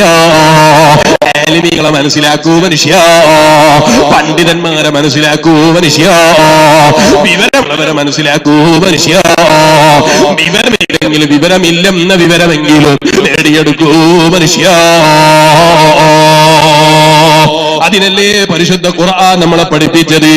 വിവരമില്ലെങ്കിൽ വിവരമില്ല എന്നെങ്കിലും മനസ്സിലാക്കണം, വിവരമില്ലെങ്കിൽ എനിക്കറിയൂല എന്നെങ്കിലും മനസ്സിലാക്കണം. അതിന് ഖുർആൻ സൂറത്തുൽ കഹ്ഫിലൂടെ നബിയുല്ലാഹി മൂസ അലൈഹിസ്സലാമിന്റെ ചരിത്രം പഠിപ്പിച്ചില്ലേ?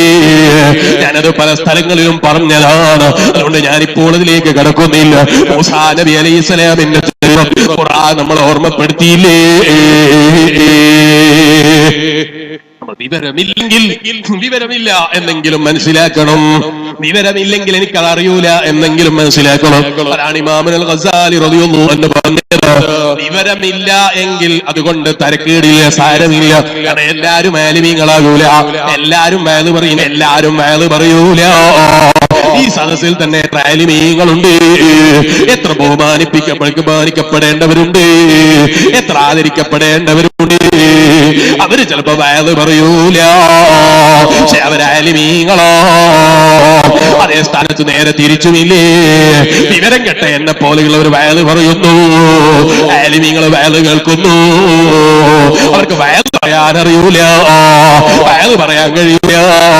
പക്ഷെ വഅദ് പറയുന്ന ഒരു വിവരവുമില്ലാത്ത എന്നെക്കാൾ എത്രയോ വിവരമുള്ള പണ്ഡിതന്മാരാ. എല്ലാം എല്ലാവർക്കും അല്ല കൊടുക്കൂല. എല്ലാരും പണ്ഡിതന്മാര്, എല്ലാരും പറയുന്നു. പിന്നെ വയലിനെന്ത് പ്രസക്തിയാ, പിന്നെ വയലിനെന്ത് പ്രസക്തിയാ, പിന്നെ ഇൽമിനെന്ത് പ്രസക്തിയാണ്? എല്ലാരും പണക്കാരാണ്, ഒരാളും പാവപ്പെട്ടവനില്ല. പിന്നെ പണക്കാരന് പ്രസക്തിയുണ്ടോ? താഴ്ന്നവനും മേലെയുള്ളവനൊക്കെ വേണം. പണക്കാരൻ വേണം, ഇൽമുള്ളവൻ വേണം, വിവരമില്ലാത്തവനും വേണം. വിവരമില്ല എന്നതൊരു തെറ്റല്ല. പറഞ്ഞു വിവരമില്ലെങ്കിൽ സാരമില്ല, വിവരമില്ലെങ്കിൽ വിവരമില്ല എന്നുള്ള വിവരം വേണം. എങ്ങനെ? വിവരമില്ലെങ്കിൽ സാരമില്ല, വിവരമില്ലെങ്കിൽ വിവരമില്ല എന്നുള്ള വിവരം വേണം. അതും ഇല്ലെങ്കിലോ ഓനെ കൊണ്ടുള്ള ഷർറ് തീരൂല, ഓനെ കൊണ്ടുള്ള ഷർറ് ഒരു കാലത്തും തീരൂല. വിവരമില്ലെങ്കിൽ വിവരമില്ല എന്ന വിവരം വേണം. ഒന്നുകൂടി ഞാൻ പറയട്ടെ, ഗസാലി ഇമാം റളിയല്ലാഹു അൻഹു പറഞ്ഞു, വിവരമുണ്ട്, വിവരമില്ലെങ്കിൽ വിവരമില്ല എന്ന വിവരം വേണം. രണ്ട്, വിവരമില്ലെങ്കിൽ വിവരമില്ല എന്ന് തുറന്ന് പറയാനുള്ള മനസ്സ് വേണം. നമുക്കറിയാത്തൊരു മസല ചോദിച്ചു, നോക്കിയിട്ട് എനിക്കറിയില്ല എന്ന് പറയണോ, ഞാൻ നോക്കിയിട്ട് പറയാന്ന് പറയണോ, ചോദിച്ച് പറയാന്ന് പറയണോ? അപ്പൊ അവരെന്നെ തെറ്റിദ്ധരിക്കൂലേ, എനിക്കൊരു കുന്തും അറിയൂല എന്ന് തെറ്റിദ്ധരിക്കൂലേ? വളരെ ചെറിയ മസലയല്ലേ ആള് ചോദിച്ചത്, എനിക്കറിയൂല എന്ന് പറയൂലേ? ചോദിക്കട്ടെ മനുഷ്യ, ഇമാം തങ്ങൾ പറഞ്ഞത് ഏറ്റവും വലിയ വിവരം, വിവരമില്ലെങ്കിൽ അത് പറയലോ, എനിക്കത് അറിയൂല എന്ന് പറയലോ. 7 വർഷമായി 8 വർഷമായി കല്യാണം കഴിച്ചിട്ട് കുട്ടികളായില്ല എന്ന് പറഞ്ഞു. ഞാൻ പറഞ്ഞു, നിങ്ങൾ ഒരു ദിവസം ബാപ്പിനെ കാണണം, ദിക്ർ വാങ്ങണം, ഇൻഷാ അല്ലാഹ് അല്ലാഹു തആല ഖൈറായ മക്കളെ തട്ടെ ദുആ ചെയ്തു. അയാൾ പിന്നൊരു ദിവസം കുറ്റ്യാടി വന്നു, ബാപ്പനോട് ദിക്ർ വാങ്ങി, ദിക്റും വാങ്ങിപ്പോയി. 2 ദിവസം കഴിഞ്ഞു ഞാൻ ഈജിപ്തിലാണ്, എന്നെ അറിയിച്ചു, അൽഹംദുലില്ലാ ഭാര്യക്ക് ഗർഭായിട്ടുണ്ട്, വേർക്കണമെന്ന് പറഞ്ഞു. അൽഹംദുലില്ലാ. പക്ഷേ നിങ്ങൾ അറിയോ, 7 മാസം കഴിഞ്ഞപ്പോ തികയാതെ കുട്ടിയെ പ്രസവിച്ചു. 7 ദിവസം അല്ലെങ്കിൽ 8 ദിവസം കഴിഞ്ഞപ്പോ ആ കുട്ടി മരണപ്പെട്ടു പോയി. ഇവിടെ വന്നപ്പോഴും ഒരാൾ എന്നോട് പറഞ്ഞു, ഇവിടെയുള്ള നമ്മളൊരു പ്രവർത്തകന്റെ കുട്ടി മരിച്ചുപോയി. ആ കുട്ടി അവർക്ക് ആഖിറത്തിൽ ഉപകരിക്കുന്ന, സ്വർഗത്തിൽ ഉപകാരം കിട്ടുന്ന ഒരു കുട്ടിയാക്കി കൊടുക്കണേ അല്ലാഹ്. ആ കുട്ടി മരിച്ചുപോയി. മരിച്ചപ്പോൾ നാട്ടുകാര് കൊണ്ടുപോയി മറവ് ചെയ്തു. മറവ് ചെയ്യുമ്പോ ഈ കുട്ടി ഇവിടെ ഉമ്മ പറഞ്ഞു പോലും മീസാൻ കല്ല് വെക്കണം, മീസാൻ കല്ല് വെക്കണം എന്ന് ഉമ്മാക്കൊരു വാശി. കബറും പുറത്ത് മീസാൻ കല്ല് വെക്കണം. എനിക്ക് ആകെ ഒരു കുട്ടി ഉണ്ടായതാണ്, എനിക്ക് കുട്ടി ഉണ്ടാവുമെന്ന് എനിക്കറിയില്ല, അതുകൊണ്ടൊരു മീസാൻ കല്ല് വെച്ച് തരണം. മീസാൻ കല്ലില്ലെങ്കിൽ എന്റെ മോന്റെ കബറ് മനസ്സിലാകൂല. ഇത് പറഞ്ഞപ്പോ അവിടെ നിന്നൊരു മൊയ്ലിയാര് പറഞ്ഞു പോലും, അങ്ങനെ കുട്ടിക്ക് മീസാൻ കല്ല് വെച്ചാൽ പാപ്പന്റെയും ഉമ്മന്റെയും സർവ്വ അമലും പൊളിഞ്ഞു പോകും കേട്ടോ. വിവരമില്ലെങ്കിൽ വിവരമില്ല എന്ന് പറഞ്ഞുകൂടെ, അറിയില്ലെങ്കിൽ അറിയില്ല എന്ന് പറഞ്ഞുകൂടെ? അതേ ഇസ്ലാം മീസാൻ കല്ല് വെക്കുന്നതിന് തുഹഫയിൽ എന്താണ് തെളിവ് പറഞ്ഞത്? മീസാൻ കല്ല് വെക്കുന്നതിന് എന്താ തെളിവ് പറഞ്ഞത്? ഹബീബായ നബി മുഹമ്മദുർ റസൂലുള്ളാഹി സ്വല്ലല്ലാഹു അലൈഹി വസല്ലം തങ്ങളെ കുട്ടി വഫാത്തായപ്പോൾ, അവിടുത്തെ മകൻ വഫാത്തായപ്പോൾ അല്ലാഹുവിന്റെ ഹബീബ് മീസാൻ കല്ല് വെച്ചതല്ലേ? മീസാൻ കല്ല് വെക്കുന്നതിന്റെ തെളിവ് തന്നെ. പക്ഷേ വിവരമില്ലാത്ത ഇയാളോട് ചോദിച്ചപ്പോ ഉമ്മാന്റെയും ബാപ്പാന്റെയും സർവ്വ അമലും പൊളിഞ്ഞു പോകുന്നു ഫത്വ കൊടുത്തില്ലേ മുസ്ലിയാരെ? അറിയില്ലെങ്കിൽ അറിയില്ല എന്ന് പറഞ്ഞുകൂടെ? അന്ന് മീസാൻ കല്ല് വെക്കാതെ തിരിച്ചുപോയതിന്റെ പേരിൽ ആ ഉമ്മക്ക് മനോവേദന വന്നില്ലേ? ആ ഉമ്മാന്റെ മനസ്സ് വേദനിച്ചില്ലേ? ആ ഉമ്മാന്റെ മനസ്സ് നൊന്തില്ലേ? അറിയില്ലെങ്കിൽ അറിയില്ല എന്ന് പറയൂ മനുഷ്യ. നീ ആളുകളെ മുമ്പിൽ വിവരമുള്ളവനായി നടിച്ചിട്ട് അവരെ തെറ്റിദ്ധരിപ്പിക്കല്ല. ഏതെങ്കിലും വിവരമില്ലാത്ത മുസ്ലിയാക്കന്മാരെ കൂടെ ഉംറക്ക് പോയിട്ട് ഉംറ ബാത്തിലാക്കി കളയരുതേ ഉമ്മമാരെ. ഈ അടുത്തൊരു സ്ത്രീ വിളിച്ചിട്ട് ചോദിച്ചു, അതെ ഞാൻ ഉംറക്ക് പോയപ്പോ ആ മക്കയിലെത്തിയപ്പോ ഞാൻ ചോദിച്ചു അമീറിനോട്, അതെ ഞാൻ കഅബത്തിന്റെ അടുക്കലേക്ക് പോയി, എനിക്ക് തവാഫ് ചെയ്യാൻ പറ്റുമോ? ഞാൻ ആദ്യമായിട്ട് വന്നതാണ്. അപ്പൊ ഈ മുസ്ലിയാര് പറഞ്ഞു പോലും, ആദ്യമായിട്ട് നീ കഅബത്തിന്റെ അടുക്കലേക്ക് വന്നിട്ട് ശുദ്ധിയില്ലാന്ന് പറഞ്ഞിട്ട് നീ കഅബൻ കാണാതെ പോവുകയോ, കഅബൻ തവാഫ് ചെയ്യാതെ പോവുകയോ, ഇഹ്റാം കെട്ടിയിട്ട് വന്ന് തവാഫ് ചെയ്തോ? ആ ശുദ്ധിയില്ലാത്ത പെണ്ണിനെ നീ ഹറമിൽ കയറ്റിയില്ലേ? ഹറമിലെ പള്ളിയിൽ കൊണ്ടുപോയില്ലേ? തവാഫ് ചെയ്യിപ്പിച്ചില്ലേ?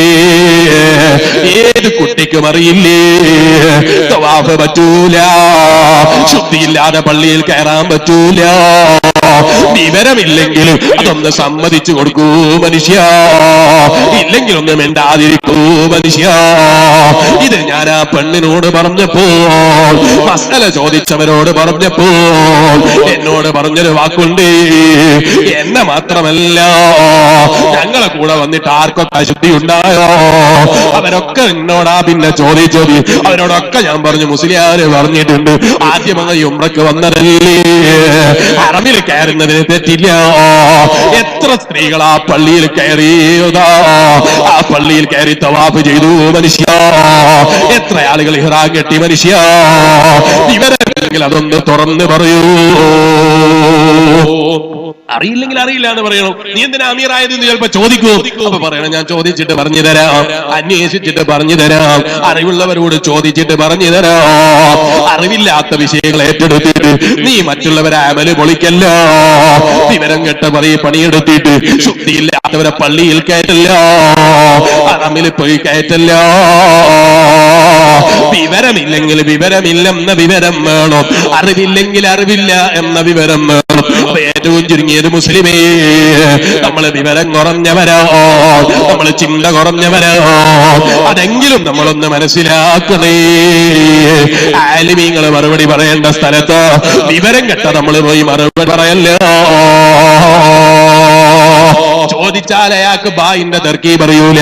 ബിസ്മിയിലെ ആദ്യത്തെ ഖുർആനിലെ അക്ഷരമല്ലേ ബായു, ആ ബായിന്റെ തർക്കീബ് ബിസ്മിയുടെ തർക്കീബ് അറിയൂല. അയാള് നാടനാ. മുസ്ലിയാരെ പ്രസംഗം കേട്ടിട്ട് അതാ ഇറങ്ങിയിട്ട് മുസ്ലിയാരെ ചോദ്യം ചെയ്യാ. വിവരം കെട്ട മനുഷ്യ, വിവരം ഒന്ന് മനസ്സിലാക്കൂ, അറിവില്ലായ്മയൊന്ന് മനസ്സിലാക്കൂ.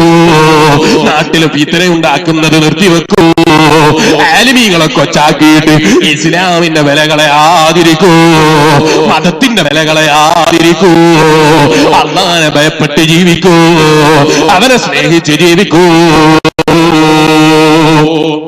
ഏതെങ്കിലും പിള്ളയോ, ഏതെങ്കിലും അറിവില്ലാത്തവരോ, അതിനെക്കുറിച്ച് അറിവില്ലാത്തവരോ എന്തെങ്കിലും പ്രസ്താവന നടത്തിയിട്ടുണ്ടാകാം. അതിന്റെ പേരിൽ നീ പോയി തുള്ളാൻ നിൽക്കണ്ട, നീ ഫേസ്ബുക്കിൽ പോയി ചാടിയിട്ട് അയാളെ നായാക്കാൻ നിൽക്കണ്ട. അയാൾ കുരക്കുന്നു എന്ന് പറയണ്ട, അയാളെ നിസാരപ്പെടുത്തണ്ടോ. അയാൾ അറിവില്ലായ്മ കൊണ്ട് പറഞ്ഞതാണെങ്കിൽ നീ അതങ്ങ് വിട്ടുവീഴ്ച ചെയ്തു കൊടുക്കൂ, അയാൾക്കത് മനസ്സിലാക്കി കൊടുക്കാം. ഇവിടെ ആലിമീങ്ങളില്ലേ, പണ്ഡിതന്മാരില്ലേ, നേതാക്കളില്ലേ. പറഞ്ഞു വന്നത്, ഒരു മരം കണ്ടപ്പോ ആ മരത്തിനെ കുറെ ആളുകൾ ആരാധിക്കുന്നത് ശ്രദ്ധയിൽപ്പെട്ടു. ഇത് കണ്ടപ്പോ ആ മരം അങ്ങ് മുറിക്കാൻ തീരുമാനിച്ചു. മരത്തിന്റെ അടുക്കലേക്ക് പോകുമ്പോഴോ ഒരാൾ വന്ന് തടഞ്ഞങ്ങ് നിർത്തി. കണ്ടാൽ എന്തൊരു ഭംഗിയോ, കണ്ടാൽ എന്തൊരു നീതി. നല്ല കണ്ടാൽ നല്ല ചുരുക്കുള്ള ഒരാൾ വന്നിട്ട് എങ്ങോട്ടാ പോകുന്നത് എന്ന് ചോദിച്ചു. അപ്പൊ ഇയാൾ പറഞ്ഞു, ഇങ്ങനെ മരം ഇവിടെ എല്ലാരും ആ മരത്തിനെ ആരാധിച്ചു കളയുന്നു, ആ മരം അങ്ങ് മുറിച്ചു കളയാന്ന് തീരുമാനിച്ചതാ. വന്നതാരാണ്? വന്നത് ഇബ്ലീസാണ്. അങ്ങനെ ചിലപ്പോ നമ്മളെ നാട്ടിലുണ്ടാകും.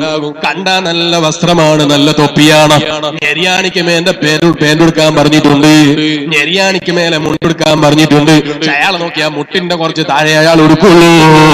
അയാൾ മുണ്ട് താഴെ പോകുമോ എന്നുള്ള പ്രിയോ. സൂക്ഷ്മത കൊണ്ടാണെങ്കിൽ തരക്കേടില്ല, സൂക്ഷ്മത കൊണ്ടാണെങ്കിൽ സാരമില്ല. ആളുകളെ മുമ്പിൽ ഇയാൾ ഇബാദത്ത് ചെയ്യുന്നവനാണെന്ന് കാണിക്കണം. എന്നിട്ടോ തൊപ്പി ധരിക്കണം, താടി വെക്കണം, എന്നിട്ട് ആളുകളെ വഞ്ചിക്കണം. കുറച്ചു ദിവസം കഴിഞ്ഞാൽ പിന്നെ മഹബ്ബത്തുർ റസൂല് പറ്റൂല, റസൂലുള്ളാഹിനെ സ്മരിക്കാൻ പറ്റൂല, ഹബീബായ നബിതങ്ങളെ സ്വലാത്ത് പറ്റൂല. പിന്നെ നോക്കുമ്പോ റബീഉൽ അവ്വൽ ജന്മദിനം പറ്റൂല, മരിച്ചവർക്ക് ഖുർആൻ ഓതാൻ പറ്റൂല. തുടക്കത്തിൽ അവര് പുത്തൻവാദികളെ പേര് പറയൂല, അവര് തബ്ലീഗോ അല്ലെങ്കിൽ അത്തരം പേരും പറഞ്ഞിട്ട് ആളുകളെ വഞ്ചിച്ച് കളയുന്നു, ആളുകളെ പറ്റിച്ച് കളയുന്നു. ഇബ്ലീസിന്റെ സ്വഭാവമാണ്. ഇബ്ലീസ് വന്നിട്ട് പറഞ്ഞു, ഞാൻ ഇബ്ലീസാണ്. മൂപ്പരത് പറഞ്ഞില്ല. മൂപ്പര് വന്നിട്ട് മരം മുറിക്കാൻ പോകുന്നുണ്ടപ്പോ അല്ല, എങ്ങോട്ടാ പോകുന്നത്?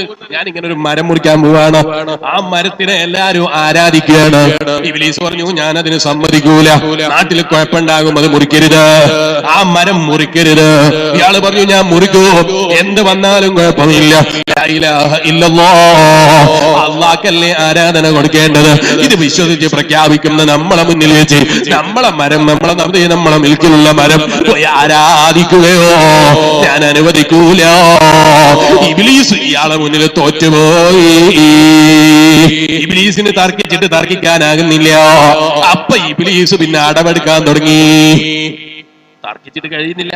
അപ്പൊ ഇബ്ലീസ് ചോദിച്ചു, അല്ല എന്നാ പിന്നെ നമ്മൾ സോൾവ് ചെയ്യാം, പ്രശ്നം പരിഹരിക്കാം. നിങ്ങളൊരു പണിയെടുക്കുക, നിങ്ങൾ ഇപ്പൊ തിരിച്ചങ്ങ് പോയിക്കോ, നിങ്ങൾ വീട്ടിലേക്ക് പോയിക്കോ.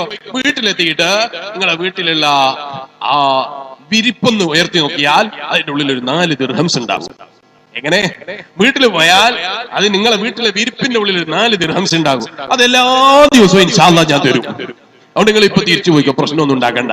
ആ മരം അവിടെ നിന്നോട്ടെ, നിങ്ങൾക്ക് 4 ദിർഹംസ് ഞാൻ തരും. കേട്ടപ്പോ ഈ പാവം മനുഷ്യൻ തെറ്റിദ്ധരിച്ചു, 4 ദിർഹംസ് കിട്ടൂലേ.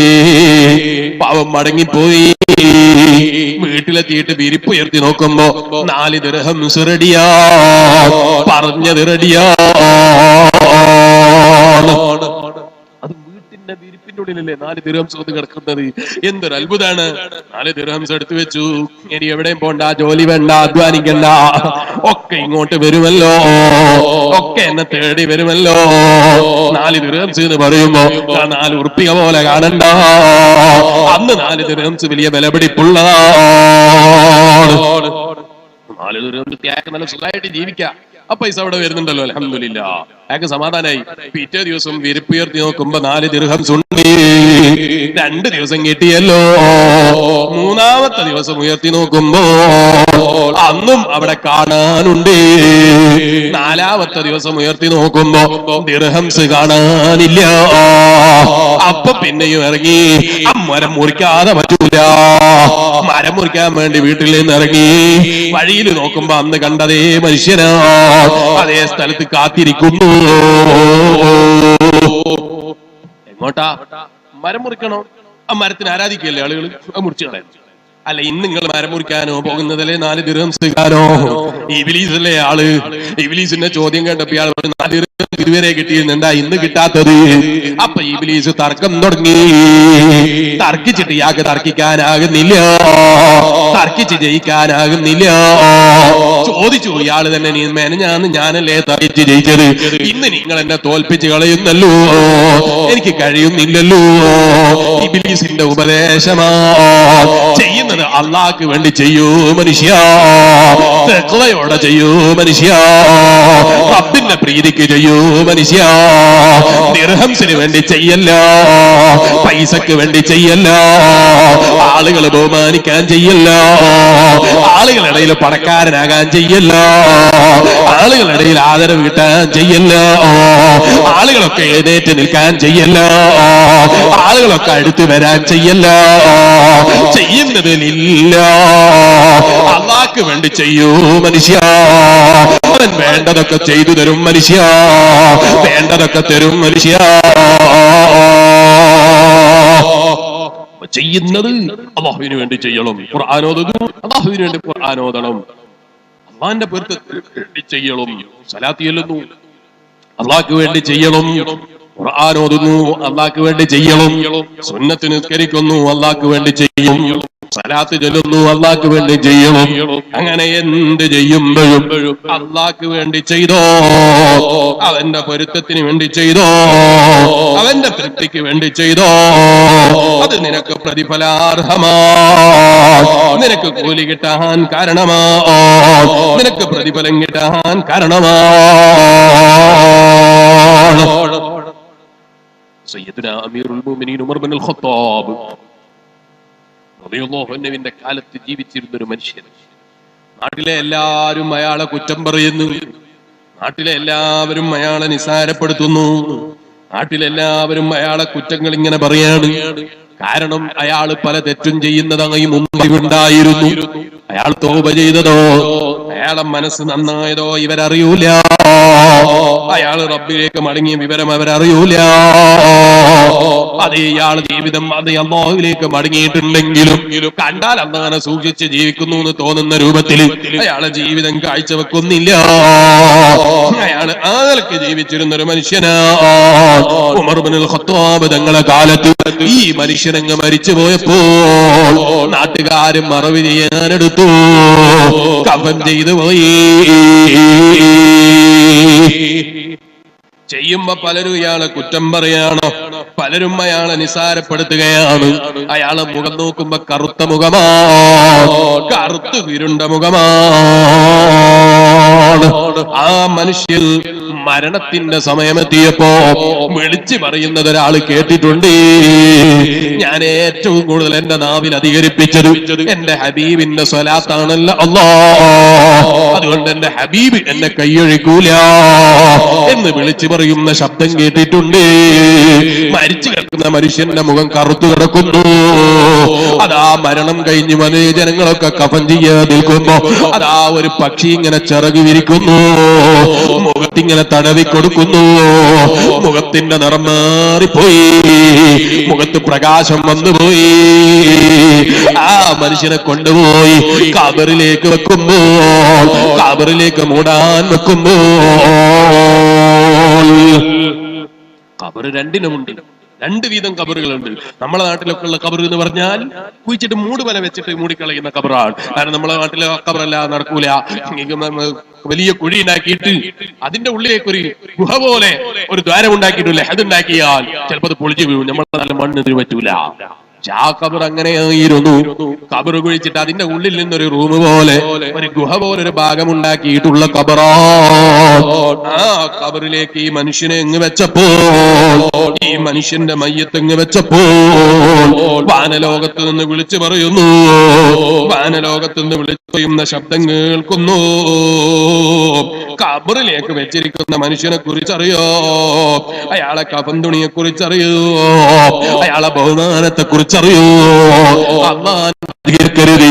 ആരും അറിയാതെ സ്വലാത്ത് ചൊല്ലിയ മനുഷ്യനാണ്, സ്വലാത്ത് അധികരിപ്പിച്ച മനുഷ്യനാണ്, സ്വലാത്ത് കൂടുതൽ പതിവാക്കിയ മനുഷ്യനാണ്. അതിന് അല്ലാഹ് കൊടുത്ത പവറാണ്, അല്ലാഹ് കൊടുത്ത ആദരവാണ്. ഉമ്മമാരേ, ചോറുണ്ടാക്കുമ്പോ നീ വെറുതെ സമയം കളയണ്ട. ഓ പെങ്ങന്മാരേ, ചായ വെക്കുമ്പോ സമയം വെറുതെ കളയണ്ട.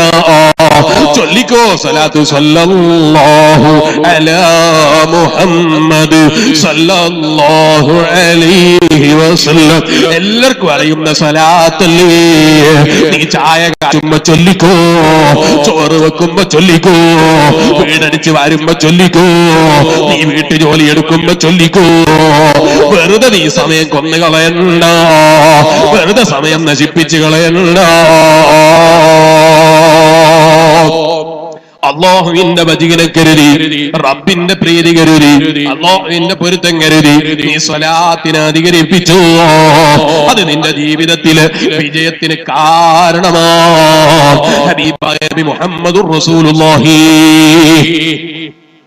മുഹമ്മദുർ റസൂലുള്ളാഹി, മുഹമ്മദുർ റസൂലുള്ളാഹി സല്ലല്ലാഹു അലൈഹി വസല്ലം തങ്ങളുടെ അടുക്കലേക്ക് ഒരു പുരുഷൻ വന്നു. ജാഅ റജുലുൻ ഇലൻ നബി സല്ലല്ലാഹു അലൈഹി വസല്ലം. ഒരു പുരുഷൻ റസൂലുള്ളാഹിന്റെ അടുക്കൽ വന്ന ഒരാൾ അല്ലാഹുവിന്റെ ഹബീബിന്റെ അടുക്കലേക്ക് വന്നു. വഖാല, എന്നിട്ട് അയാൾ ചോദിച്ചു, യാ റസൂലല്ലാഹ് ഇന്നീ അക്തറു സ്വലാത്ത അലൈക യാ റസൂലല്ലാഹ്, ഞാൻ ധാരാളം സ്വലാത്ത് അധികരിപ്പിക്കുന്നുണ്ട് നബിയേ. ഫകം അജഅലു ലക മിൻ സ്വലാത്തി, എത്ര സ്വലാത്ത് ഞാൻ നിങ്ങൾക്ക് വേണ്ടി ചൊല്ലണം നബിയേ, എത്ര സ്വലാത്ത് നേരണം നബിയേ. ഹബീബായ നബി മുഹമ്മദുർ റസൂലുള്ളാഹി സല്ലല്ലാഹു അലൈഹി വസല്ലം തങ്ങളോട് ചോദിച്ചപ്പോൾ ഹബീബായ നബി തങ്ങളെ മറുപടിയാ, ഖാല മാ ശിഅത, നീ ഉദ്ദേശിക്കുന്നത് പോലെ ചെയ്തോ, നീ ഉദ്ദേശിച്ചതുപോലെ ചെയ്തോ. നിന്റെ ഇഷ്ടാനുസരണം ചൊല്ലിക്കോ, എത്ര അധികരിപ്പാൻ കഴിയോ നീ അധികരിപ്പിച്ചോ. അപ്പൊ ഈ വന്ന മനുഷ്യൻ ചോദിച്ചു, നാലിലൊന്ന് മതിയോ നബിയെ, ദിവസത്തിന്റെ ഒരു നാലിലൊന്ന് ചൊല്ലിയാ മതിയോ. ഹബീബായ നബി തങ്ങളെ മറുപടിയാ, നീ ഉദ്ദേശിക്കുന്നത് പോലെ ചെയ്തോ, നിന്റെ ഇഷ്ടാനുസരണം ചെയ്തോ. നീ അധികരിപ്പിച്ചാലോ അതിന്റെ ഹൈറ് നിനക്കാ, എനിക്കല്ലോ. നീ അധികരിപ്പിച്ചോ, അത് നിനക്ക് ഹൈറാണ്. ഒരു ദിവസത്തിന് പകുതി മതിയോ നബിയെ. ഹബീബായ നബി തങ്ങളെ മറുപടിയാണ്, പകുതി പറഞ്ഞപ്പോ ഹബീബ് പറഞ്ഞു, നീ അതിനേക്കാൾ അധികരിപ്പിച്ചാൽ അത് നിനക്ക് ഖൈറാൻ. ഹബീബായ നബി തങ്ങളോട് ചോദിക്കുകയാണ്, അതെ 1/3 ഭാഗം കഴിച്ച് ബാക്കി മുഴുവനും ഞാൻ അങ്ങ് സ്വലാത്ത് ചൊല്ലിയാലോ? അപ്പോഴും അല്ലാഹുവിന്റെ ഹബീബിന്റെ മറുപടി, നീ അധികരിപ്പിച്ചാ നിനക്ക് നല്ലതാ, അതിനേക്കാൾ കൂടുതലാക്കാൻ കഴിയുമെങ്കിൽ നിനക്ക് നല്ലതാ.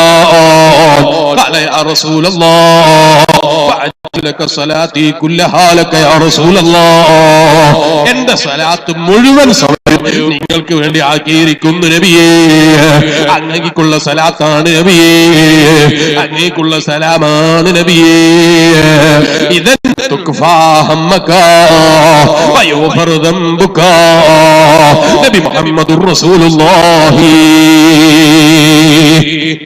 സല്ലല്ലാഹു അലൈഹി വസല്ലം, മോനെ നീ അങ്ങനെ സ്വലാത്ത് ചൊല്ലിയാൽ, മുഴു സമയവും അല്ലാഹുവിന്റെ റസൂലിന് വേണ്ടി സമർപ്പിച്ചാൽ, എല്ലാ അല്ലാഹുവിന്റെ റസൂലിന്റെ ഇഷ്ടത്തിനനുസരിച്ച് വേണ്ടിയായാൽ, അല്ലാഹുവിന്റെ പ്രീതി പ്രതീക്ഷിച്ചായാൽ, ഹബീബിന്റെ ജീവിതം പകർത്തിയിട്ടായാൽ, ഹബീബിന്റെ പൊരുത്തത്തിനനുസരിച്ചായാൽ, ഹബീബായ സല്ലല്ലാഹു അലൈഹി വസല്ലം നിങ്ങൾ പറയാണ്, ഓ മോനെ നീ ഭയപ്പെടേണ്ടതില്ല. തുഖ്ഫാ ഹമ്മക, നിന്റെ ഹമ്മുകളൊക്കെ നീങ്ങിപ്പോയി, നിന്റെ വിഷമങ്ങളൊക്കെ നീങ്ങാനത് കാരണമാണ്, നിന്റെ പ്രയാസങ്ങളൊക്കെ നീങ്ങാനത് കാരണമാണ്. മുസീബത്തിൽ നിന്ന് കാവൽ കിട്ടാൻ നല്ലതാണ്, വിഷമങ്ങളിൽ നിന്ന് രക്ഷ കിട്ടാൻ നല്ലതാണ്, നല്ലത് വരാൻ നല്ലതാണ്. നിന്റെ ദോഷങ്ങൾ പൊറുക്കപ്പെടാൻ നല്ലതാണേ മനുഷ്യ. അതുകൊണ്ട് അല്ലാഹുവിന്റെ ഹബീബിനെ വഴിപ്പെട്ടാകട്ടെ, ഹബീബിന്റെ പൊരുത്തത്തിലാകട്ടെ, അവിടുന്ന് കാണിച്ച സുന്നത്തിലാകട്ടെ, അവിടുന്ന് പഠിപ്പിച്ച സുന്നത്തിൽ പ്രതീക്ഷിച്ചിട്ടാകട്ടെ. അങ്ങനെയായിരിക്കണം നമ്മുടെ ജീവിതം. അല്ലാഹുവിന്റെ പൊരുത്തം പ്രതീക്ഷിച്ച് അവന്റെ ഹബീബായ നബി മുഹമ്മദുർ റസൂലുള്ളാഹി സല്ലല്ലാഹു അലൈഹി വസല്ലം തങ്ങളെ പൊരുത്തം പ്രതീക്ഷിച്ച്, ഹബീബായ നബി സല്ലല്ലാഹു അലൈഹി വസല്ലം തങ്ങളുടെ ഇഷ്ടം പ്രതീക്ഷിച്ച് നിങ്ങൾ നന്മകൾ ജീവിതത്തിൽ പതിവാക്കിക്കോ. അത് നിങ്ങൾക്ക് ജീവിതത്തിന്റെ നന്മക്ക് നല്ലതാണ്. അപ്പൊ ചിലർക്കൊരു സംശയം, നിസ്കരിക്കുമ്പോ പൂർണ്ണമായി ലയിച്ചിട്ട് നിസ്കരിക്കാൻ കഴിയുന്നില്ല, അല്ലാഹുവിൽ ലയിച്ച് നിസ്കരിക്കാൻ കഴിയുന്നില്ല, ഞാനൊക്കെ എന്ത് ചെയ്യുമല്ലോ? റബ്ബേ ഞങ്ങൾക്ക് എല്ലാവർക്കും ഇഖ്ലാസോടെ നിസ്കരിക്കാനുള്ള തൗഫീഖ് നീ നൽകണേ അല്ലാഹ്. ഞാൻ എന്റെ പ്രസംഗം നീട്ടിക്കൊണ്ട് പോകുന്നില്ല. ബഹുമാനപ്പെട്ട സയ്യിദുനാ അലി ഇബ്നു അബീ ത്വാലിബ് റളിയല്ലാഹു അൻഹു, അലി ഇബ്നു അബീ ത്വാലിബ് റളിയല്ലാഹു അൻഹു നബി സല്ലല്ലാഹു അലൈഹി വസല്ലം തങ്ങളുടെ അടുക്കൽ ഇങ്ങനെ ഇരിക്കും. കുന്തു ജാലിസൻ മഅ നബി സല്ലല്ലാഹു അലൈഹി വസല്ലം ഫീ ജമാഅത്തിൻ മിന സ്വഹാബ റളിയല്ലാഹു അൻഹു. സഹാബത്തിന്റെ കൂട്ടത്തിൽ ഞാൻ ഇങ്ങനെ നബി സല്ലല്ലാഹു അലൈഹി വസല്ലം തങ്ങളുടെ കൂട്ടത്തിൽ ഇങ്ങനെ ഇരിക്കുമ്പോ റജുലുൻ മിനൽ ബാദിയ, ഒരു ചെറിയ മനുഷ്യൻ, ഒരു ആള് ഞങ്ങളുടെ അടുക്കൽ റസൂലുള്ളാഹിന്റെ അടുക്കലേക്ക് വന്നു. അലൈക്കസ്സലാം യാ റസൂലല്ലാഹ് വഅലൈക ജമീഉൽ ജുലൂസ്. എല്ലാവർക്കും സലാം പറഞ്ഞു അയാള്. തുമ്മ ഖാല, എന്നിട്ട് അയാൾ പറഞ്ഞു, അതേ ഈ മനുഷ്യൻ അല്ലാഹുവിന്റെ ഹബീബായ നബി സല്ലല്ലാഹു അലൈഹി വസല്ലം തങ്ങളോട് ചോദിക്കുകയാണ്, അയലമു അന്നല്ലാഹു തആല ഖദ് ഫറള അലൈനാ 5 സലവാത്ത്. 5 നേരം അല്ലാഹു തആല നമുക്ക് നിസ്കാരം നിർബന്ധമാക്കി, 5 നേരം നമ്മളോട് നിസ്കരിക്കാൻ വേണ്ടി കൽപ്പിച്ചു. എന്നിട്ടോ ആ നിസ്കാരം കൊണ്ട് നമ്മൾ അല്ലാഹു തആല പരീക്ഷിക്കുകയാണ്. നിസ്കരിക്കാൻ നമ്മളെ കൽപ്പിച്ചു. നിസ്കാരത്തിൽ എഴുന്നേറ്റ് നിന്ന് നോക്കുമ്പോൾ മനസ്സിൽ ദുനിയാവല്ലാത്ത മറ്റു ചിന്തയില്ല, ദുനിയാവല്ലാത്ത മറ്റു ആലോചനയില്ല. അങ്ങനെയാണല്ലോ നമ്മുടെ നിസ്കാരം. പല സമയത്തും നമുക്ക് ഓർമ്മ വരാത്ത, പല സമയത്തും നമ്മൾ ചിന്തിച്ചിട്ട് മറുപടി കിട്ടാത്ത, പല സമയത്തും നമുക്ക് നല്ല റിപ്പോർട്ട് കിട്ടാത്ത, എന്തൊക്കെ മറുപടി ഉണ്ടോ, എന്തൊക്കെ കാര്യങ്ങളുള്ളോ, അതിനൊക്കെ മറുപടി കിട്ടുന്നത് നിസ്കാരത്തിലാണ്. അങ്ങനെ പറയുമ്പോ ചിലര് ചിന്തിക്കാണ്, അങ്ങനെയുണ്ടോ, ഇങ്ങനെ ഒരു പ്രശ്നമുണ്ട്, നാളെ നിസ്കരിക്കുമ്പോ ഒന്ന് ആലോചിച്ചു നോക്കണം. നിസ്കരിക്കുമ്പോ ചിന്തിക്കാൻ വേണ്ടി പറഞ്ഞതല്ല. സ്ഥാനത്ത് മനുഷ്യന്റെ മനസ്സങ്ങനെയാ, നിസ്കാരത്തിൽ തന്നെ കേന്ദ്രീകരിക്കാൻ നമുക്ക് സാധിക്കുന്നില്ല. ഈ വന്ന മനുഷ്യൻ പറയാണ്, ഹബീബായ നബി മുഹമ്മദുർ റസൂലുള്ളാഹി സല്ലല്ലാഹു അലൈഹി വസല്ലം തങ്ങളോട്, നബിയെ പൂർണ്ണമായി ലയിച്ച് നിസ്കരിക്കാൻ എനിക്ക് കഴിയുന്നില്ല, പൂർണ്ണമായി നിന്നിലേക്ക് നിസ്കരിക്കാൻ എനിക്ക് സാധിക്കുന്നില്ല. നിന്റെ പൊരുത്തം മാത്രം പ്രതീക്ഷിച്ച് നിസ്കരിക്കാൻ കഴിയുന്നില്ല നബിയേ. അപ്പോഴാണ് അലി ഇബ്നു അബീ ത്വാലിബ് റളിയല്ലാഹു അൻഹു ചോദിക്കുന്നത്, അതെങ്ങനെ നിസ്കരിക്കുമ്പോൾ ദുനിയാവ് ചിന്തിക്കുകയോ? ആ അലി ഇബ്നു അബീ ത്വാലിബ് തങ്ങളുടെ ശരീരത്തിൽ നിന്നല്ലേ അമ്പ് തെറിച്ചപ്പോൾ നിസ്കരിക്കുമ്പോ പറിച്ചെടുത്തു എന്ന് പറഞ്ഞത്? അമ്പ് പറിച്ചെടുത്ത വിവരം അവിടെ നിന്ന് അറിഞ്ഞിട്ടില്ല. ആ നിലക്ക് നിസ്കരിച്ച മഹാനായിരുന്നു സയ്യിദുനാ അലി ഇബ്നു അബീ ത്വാലിബ് റളിയല്ലാഹു അൻഹു. എന്റെ ചെറുപ്പക്കാരെ എഴുന്നേറ്റ് നിന്നോ, പ്രായമുള്ളവർ എവിടെ ഇരുന്നോ, ദൂരെ നിൽക്കുന്ന മുഅ്മിനീങ്ങൾ അടുത്തേക്കോ, നമുക്ക് അല്ലാഹുവോട് പ്രാർത്ഥിച്ച് പിരിയണം. റബ്ബേ, ഞങ്ങളെ മജ്ലിസ് ദുആക്ക് ഉള്ള മജ്ലിസായി നീ ഞങ്ങളിൽ നിന്ന് കബൂലാക്കണേ അല്ലാഹ്. അലി ഇബ്നു അബീ ത്വാലിബ് റളിയല്ലാഹു അൻഹുവിന്റെ ചോദ്യമാണ്, അതെങ്ങനെ നിസ്കാരത്തിൽ ഖുശൂ ഇല്ലാതിരിക്കല? അതെങ്ങനെ നിസ്കരിക്കുമ്പോ വേറെ പല ചിന്തകളും മനസ്സിൽ കടന്നു വരല്? നബി സല്ലല്ലാഹു അലൈഹി വസല്ലം തങ്ങൾ ചോദിച്ചു, അലിയേ, നിങ്ങൾക്ക് കഴിയോ പൂർണ്ണമായി അല്ലാഹുവിൽ ലയിച്ച് ഒന്നും ചിന്തിക്കാതെ നിസ്കരിക്കാൻ കഴിയോ? ഒന്നും ആലോചിക്കാതെ നിസ്കരിക്കാൻ കഴിയോ? എന്നാൽ നിങ്ങൾക്ക് ഞാനൊരു ബുറുദ തരാൻ കേട്ടോ, ഒരു ശാളണീച്ച് നിങ്ങൾ ആദരിക്കാൻ കേട്ടോ. ആ നിസ്കാരം ഒന്ന് നിസ്കരിച്ചാൽ ഒരു ശാളണീച്ച് നിങ്ങളെ ബഹുമാനിക്കാൻ കേട്ടോ. അഷ്റഫുൽ ഖൽഖ് ത്വാഹ മുഹമ്മദുർ റസൂലുള്ളാഹി സല്ലല്ലാഹു അലൈഹി വസല്ലം തങ്ങൾ പറഞ്ഞപ്പോ അലി ഇബ്നു അബീ ത്വാലിബ് റളിയല്ലാഹു അൻഹു പറഞ്ഞു, ഞാൻ നിസ്കരിച്ചോളാം, ഒരു ചിന്തയുമില്ലാതെ പൂർണ്ണമായി അല്ലാഹുവിന്റെ പൊരുത്തം പ്രതീക്ഷിച്ച് ഞാൻ നിസ്കരിക്കാം. അലി ഇബ്നു അബീ ത്വാലിബ് റളിയല്ലാഹു അൻഹു നിസ്കാരം തുടങ്ങി. ഈമാനുള്ള മുഅ്മിനീങ്ങളെ ഒരു റകഅത്ത് നിസ്കരിച്ചു, ഒരു ചിന്തയും മനസ്സിലില്ല.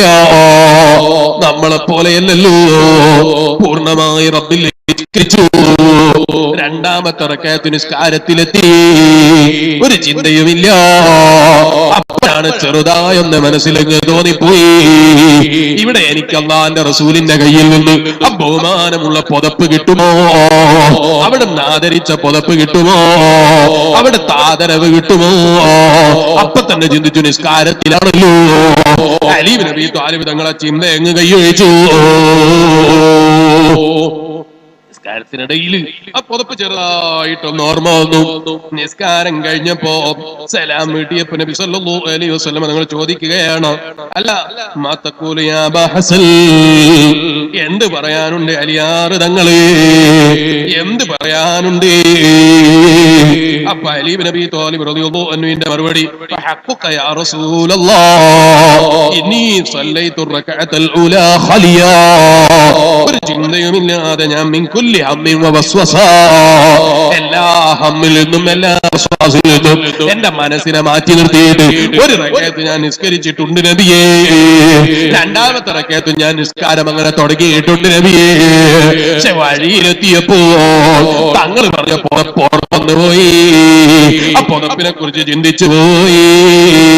അപ്പ ഹബീബായ നബി മുഹമ്മദുർ റസൂലുള്ളാഹി സ്വല്ലല്ലാഹു അലൈഹി വസല്ലം തങ്ങളെ മറുപടിയാ, നിങ്ങൾ നിങ്ങളെ ഫർളുകളെ നിസ്കരിക്കൂ, സല്ലൂ ഫർളക്കും വലാ തതകല്ലമൂ, അതിനെക്കുറിച്ച് നിങ്ങൾ സംസാരിക്കണ്ട.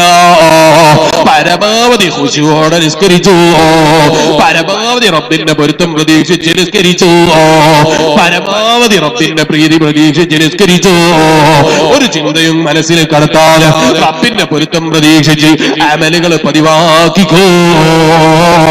അലി ഇബ്നു അബീ ത്വാലിബ് റളിയല്ലാഹു അൻഹു അടക്കമുള്ള എല്ലാ സ്വഹാബത്തിനെയും ഇരുത്തിയിട്ട് ഹബീബായ നബി തങ്ങളുടെ ഉപദേശമാണ്, ഈമാനുള്ള മുഅ്മിനീ ചെയ്യുന്നത് റബ്ബിന് വേണ്ടി ചെയ്യുക, അവന്റെ പ്രീതിക്ക് വേണ്ടി ചെയ്യുക, അവന്റെ പൊരുത്തത്തിന് വേണ്ടി ചെയ്യുക.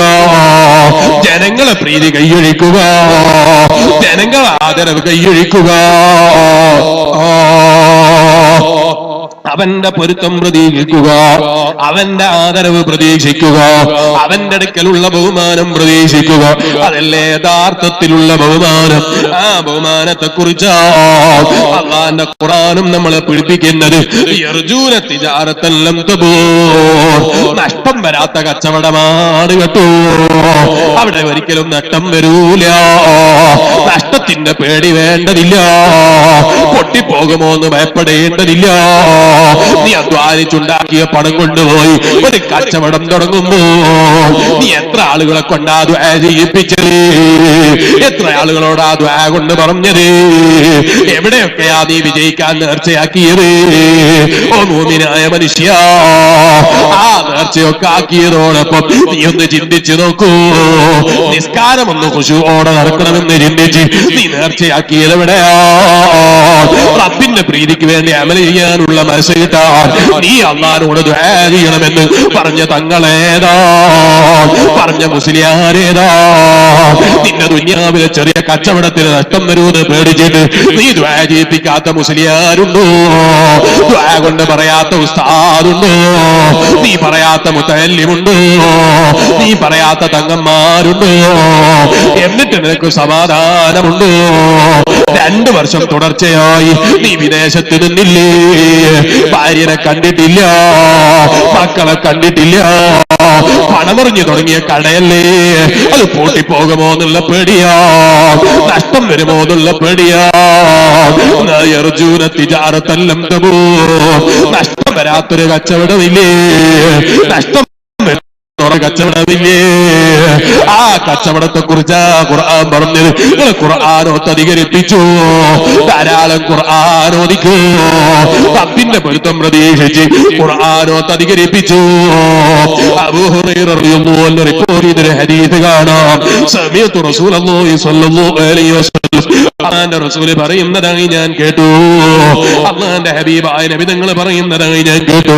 മൻ കാന യർജു ലിഖാ അല്ലാഹ്, നിങ്ങൾ ആരെങ്കിലും അല്ലാഹുവിന്റെ പൊരുത്തം പ്രതീക്ഷിക്കുന്നുണ്ടോ? റബ്ബിന്റെ ലിഖാഅ് പ്രതീക്ഷിക്കുന്നുണ്ടോ? അല്ലാഹുവിനെ കാണണമെന്ന് ആശിക്കുന്നുണ്ടോ?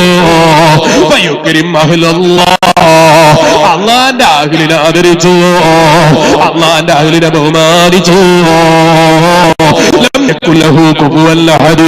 അവനിക്കൊരു മക്കളില്ല, അവനിക്കൊരാളും ജനിച്ചിട്ടില്ല, അവനിക്ക് മക്കളുണ്ടാകൂല, അവൻ ആരെയും മോനല്ല, ഒരു ബാപ്പാക്കും ജനിച്ചതല്ല, ഒരു ഉമ്മാന്റെ കുട്ടിയുമല്ല, അവനിക്ക് അങ്ങനെ ഒരു കുടുംബമില്ല.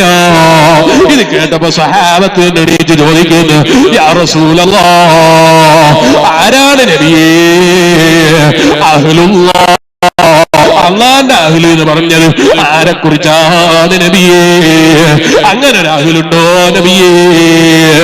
നഅം, അള്ളാന്റെ ഹബീബ് പറയുന്നുണ്ട് സഹാബാ. മർഹും യാ റസൂലല്ലാഹ്, അതാരാണ് നബിയേ? അതാരാണെന്ന് പരിചയപ്പെടുത്തി തരൂ നബിയേ.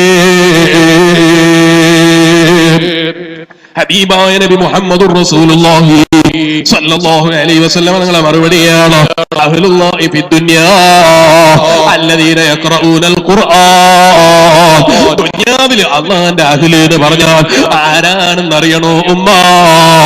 ആരാണെന്നറിയണോ പെങ്ങളെ? ഖുർആനോത്ത് അധികരിപ്പിച്ച ഉമ്മമാരില്ലേ? ഖുർആനോത്ത് അധികരിപ്പിച്ച ഉമ്മമാരില്ലേ? ഖുർആനോത്ത് അധികരിപ്പിച്ച കൂട്ടുകാരില്ലേ? അവരാണ് സഹാബ.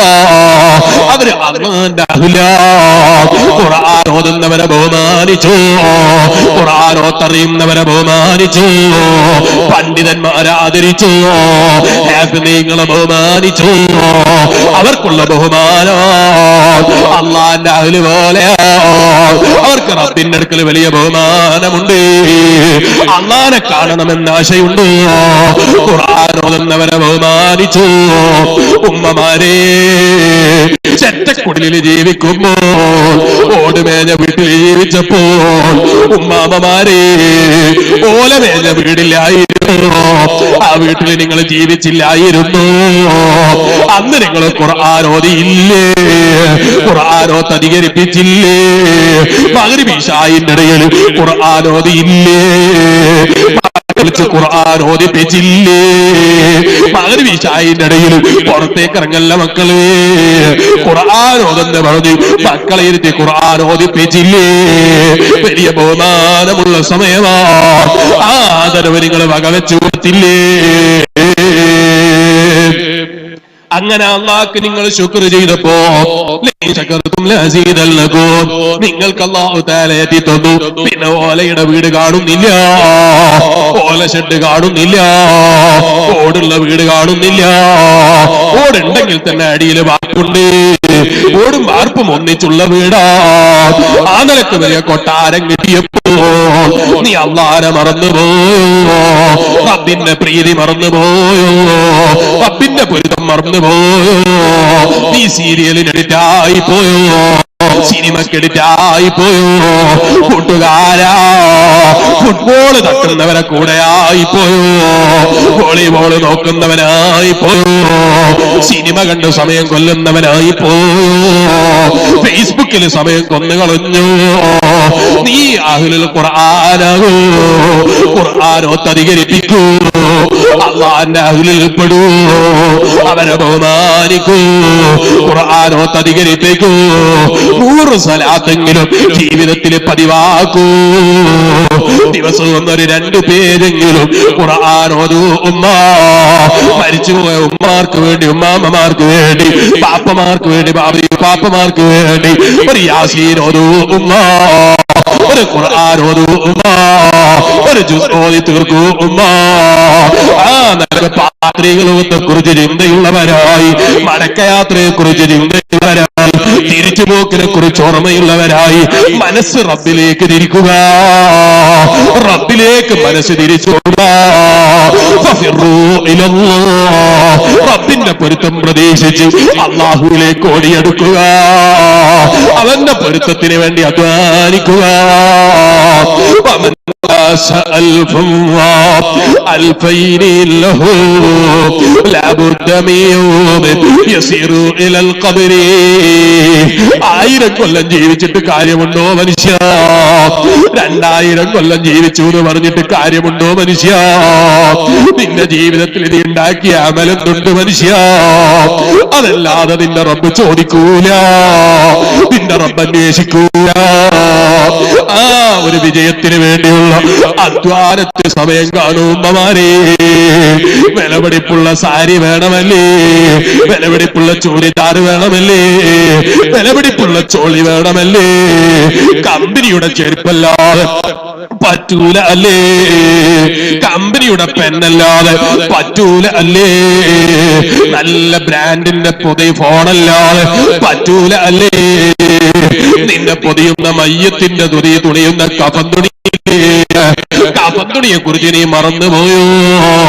അതിന്റെ ബ്രാൻഡ് ആരും നോക്കാറില്ല, അതിന്റെ കമ്പനി നോക്കാറില്ല, അതിന്റെ വില നോക്കാറില്ല, അത് വാങ്ങാൻ നിന്റെ പൈസ സ്വീകരിക്കൂല. നിനക്ക് വേണ്ടി ആരോ എവിടെയോ മയ്യത്തിന്റെ കഫന്തുണി വാങ്ങാൻ കാത്തിരിക്കുന്നുണ്ടേ മനുഷ്യ. ആ കഫന്തുണി നിനക്ക് വേണ്ടി ആരോ വാങ്ങാതിരിക്കൂല. അവരാരും ബ്രാൻഡ് ചോദിക്കൂല, കമ്പനി ചോദിക്കൂല.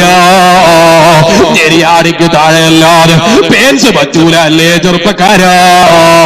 നിന്റെ പേന് സിനിമാ നടന്മാരെ ഫാഷനല്ലാതെ പറ്റൂല അല്ലേ കൂട്ടുകാരാ? കൈക്ക് ഒരു മോതിരം മതിയെ പറ്റൂന്ന് പറയുമ്പോ 1 അല്ല 2 ഞാൻ ധരിച്ചാൽ എന്ത് വരൂന്ന് മുസ്ലിയാരെ ചോദ്യം ചെയ്യുന്ന കൂട്ടുകാരാ, നിന്റെ മോതിരം എവിടെ? നിന്റെ അഹങ്കാരത്തിന്റെ റിങ് എവിടെ? സിനിമാ നടന്മാര് കാണിച്ചു തന്ന മോതിരങ്ങൾ എവിടെ? സ്വർണത്തിന്റെ മോതിരം ധരിച്ചാൽ ആകാശം ഇടിഞ്ഞു വീഴുമോന്ന് നീ ചോദിച്ചില്ലേ കൂട്ടുകാരാ? നീ ധരിച്ച മോതിരം എവിടെ? നീ വലിയ ബ്രാൻഡോട് ആളുകളെ മുന്നിൽ വലിയ ശൈലിക്കാൻ വേണ്ടി നീ വില കൊടുത്തു വാങ്ങിയ കുപ്പായമില്ലേ? ആ കുപ്പായം എവിടെ കൂട്ടുകാരാ? നീ ഇഷ്ടപ്പെട്ടിരുന്നൊരു പേന്റില്ലേ? ആ പേന്റ് എവിടെ കൂട്ടുകാരാ? നീ ഞെരിയാണിക്ക് ചോട്ടിൽ കൊടുക്കാൻ വേണ്ടി വലിയ കരയുള്ള തുണി വാങ്ങിയില്ലേ? ആ തുണി എവിടെ കൂട്ടുകാരാ? ആ തുണി എവിടെ വെച്ചു കൂട്ടുകാരാ? ആരും അതെടുക്കൂല, ആരും അത് തിരിഞ്ഞു നോക്കൂല. ചിലപ്പോ മയ്യത്ത് കുളിപ്പിക്കാൻ വേണ്ടി കൊണ്ടുപോകുമ്പോ നിന്റെ ശരീരത്തിലുള്ള വെള്ളം ഒലിച്ച് ശരീരത്തിൽ ഉറ്റുമ്പത്തെറിക്കാതിരിക്കാൻ നിന്റെ വിലടുപിടിപ്പുള്ള തുണിയെടുത്തിട്ട് അവൻ നിന്നെ കുളിപ്പിച്ചില്ലേ, അവനാ കൊണ്ട് പോകിച്ചില്ലേ. നീ മയ്യത്തായി കിടക്കുമ്പോ ആ കമന്തുണി നിനക്ക് ഉപയോഗിച്ചില്ലോ, ആ വിലപിടിപ്പുള്ള തുണി ഉപയോഗിച്ചില്ലോ. ഭാര്യ തേച്ചു തന്നിട്ട് ചുളിവ് നീരാത്തത് കൊണ്ട് ഭാര്യനോട് നിനക്ക് വെറുപ്പ് പിടിച്ചില്ലേ, ഭാര്യന്റെ മുഖത്ത് നോക്കിയിട്ട് നീ കരത്തു സംസാരിച്ചില്ലേ, അല്പം കുപ്പായത്തിൽ കളറ് കൂടിപ്പോയപ്പോ നീലം കൂടിപ്പോയപ്പോ എവിടെ നോക്കിയിട്ടാ തിരുമ്പിയത് എന്ന് ചോദിച്ചില്ലേ, അലക്കിയത് എന്ന് ചോദിച്ചില്ലേ. നല്ല നീലമുള്ള കൊടി തുണി കൊണ്ടുവന്നു നിന്നെ കഫൻ ചെയ്തില്ലേ മനുഷ്യ. ഉമ്മമാരെ നിങ്ങൾക്ക് പറ്റൂല അല്ലേ? നല്ല പർദ്ദ ധരിച്ചു, മുഖമൂടി ധരിച്ചു, നിന്റെ ഭംഗി കൊണ്ടുപോയി നാട്ടുകാർക്ക് പ്രദർശിപ്പിക്കണ്ട. ഭർത്താവിന്റെ മുമ്പിൽ നീ എങ്ങനെയും ഭംഗി പ്രദർശിപ്പിച്ചു. മുസ്ലിയാര് വയൽ പറഞ്ഞു തന്നിട്ട് നിനക്കത് പറ്റിയില്ല അല്ലേ? നിനക്ക് ആ ചൂരിദാർ തന്നെ വേണമല്ലേ? ജനങ്ങളെ മുന്നിൽ നിന്റെ ഭംഗി കാണിച്ച് നാട്ടുകാരെ പേപ്പിക്കണമല്ലേ? ജനങ്ങളെ കണ്ണ് തെറ്റിക്കണമല്ലേ? ചോദിക്കട്ടെ പെങ്ങളെ, ആ ചുരിദാറിന് പിന്നെ വിലയുണ്ടോ? നിന്റെ ചോളിക്ക് പിന്നെ വിലയുണ്ടോ? നീ വാങ്ങിയ വസ്ത്രത്തിന് പിന്നെ വിലയുണ്ടോ? ആ വസ്ത്രത്തിനൊരു വിലയുമില്ല. പിന്നെ നിന്നെ പൊതിയുന്നതോ നീ നിസ്കരിക്കാൻ പഠിച്ചിട്ട് കൊട്ടയിൽ പൂട്ടി വെച്ച് റൂമിൽ വെച്ചിരിക്കുന്ന നിസ്കാര കുപ്പായമില്ലേ പെങ്ങള്? നീ അത് എടുക്കാതെ പോയ 5 നേരം കാണാതെ പോയ നിസ്കാര കുപ്പായമില്ലേ ഉമ്മ? ആ നിസ്കാര കുപ്പായത്തിൽ നിന്നെ പൊതിഞ്ഞു പോയില്ലേ? നിന്നെ ചുറ്റിപ്പോയില്ലേ? നിന്നെ കെട്ടിപ്പോയില്ലേ? ആ കഫത്തുടിയെ കുറിച്ച് നീ മറന്നുപോയോ?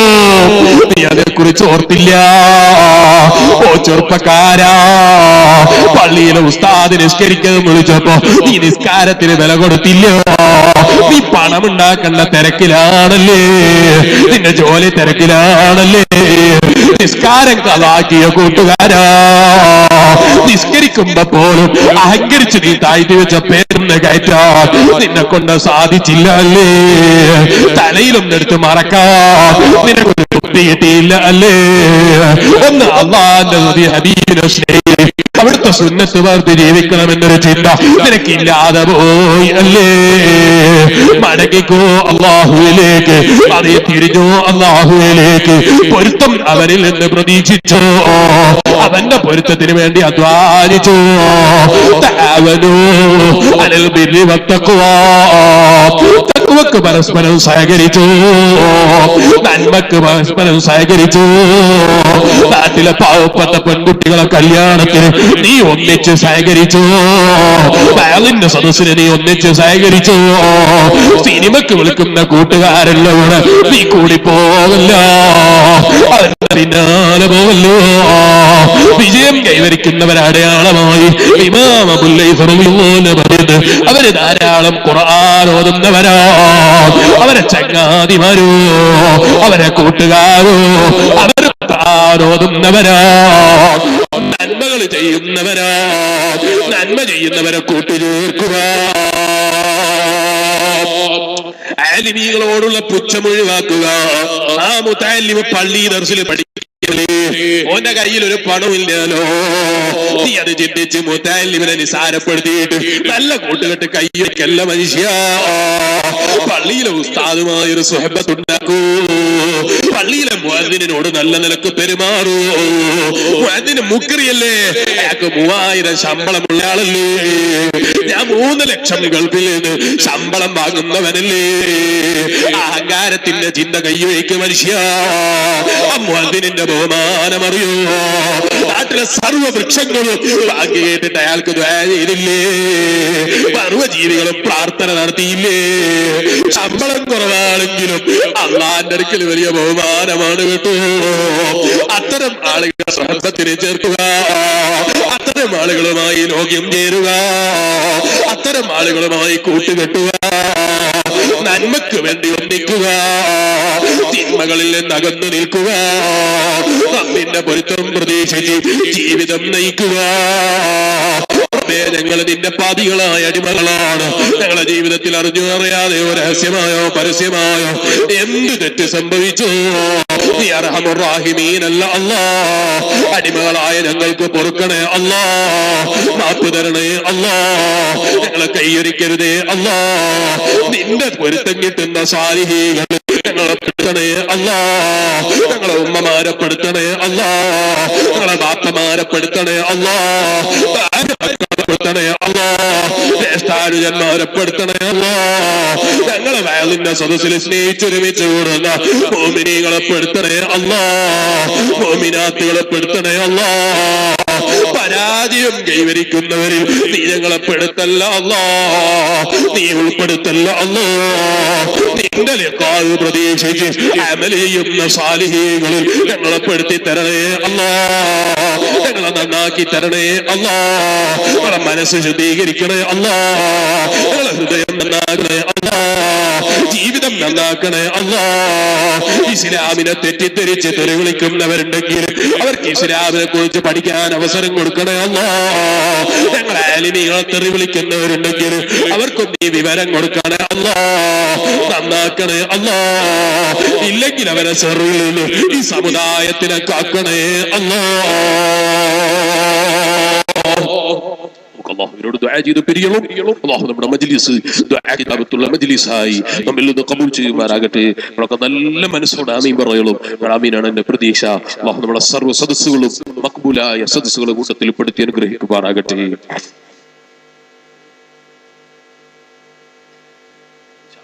നമ്മളൊക്കെ നല്ല സഹായം സംഘാടകർക്ക് ചെയ്തു കൊടുക്കണം. സലാത്തിയിൽ എന്ന സമയത്ത് നിങ്ങളെ കൊണ്ട് കഴിയുന്ന സഹായം സംഘാടകർക്ക് കൊടുക്കണം.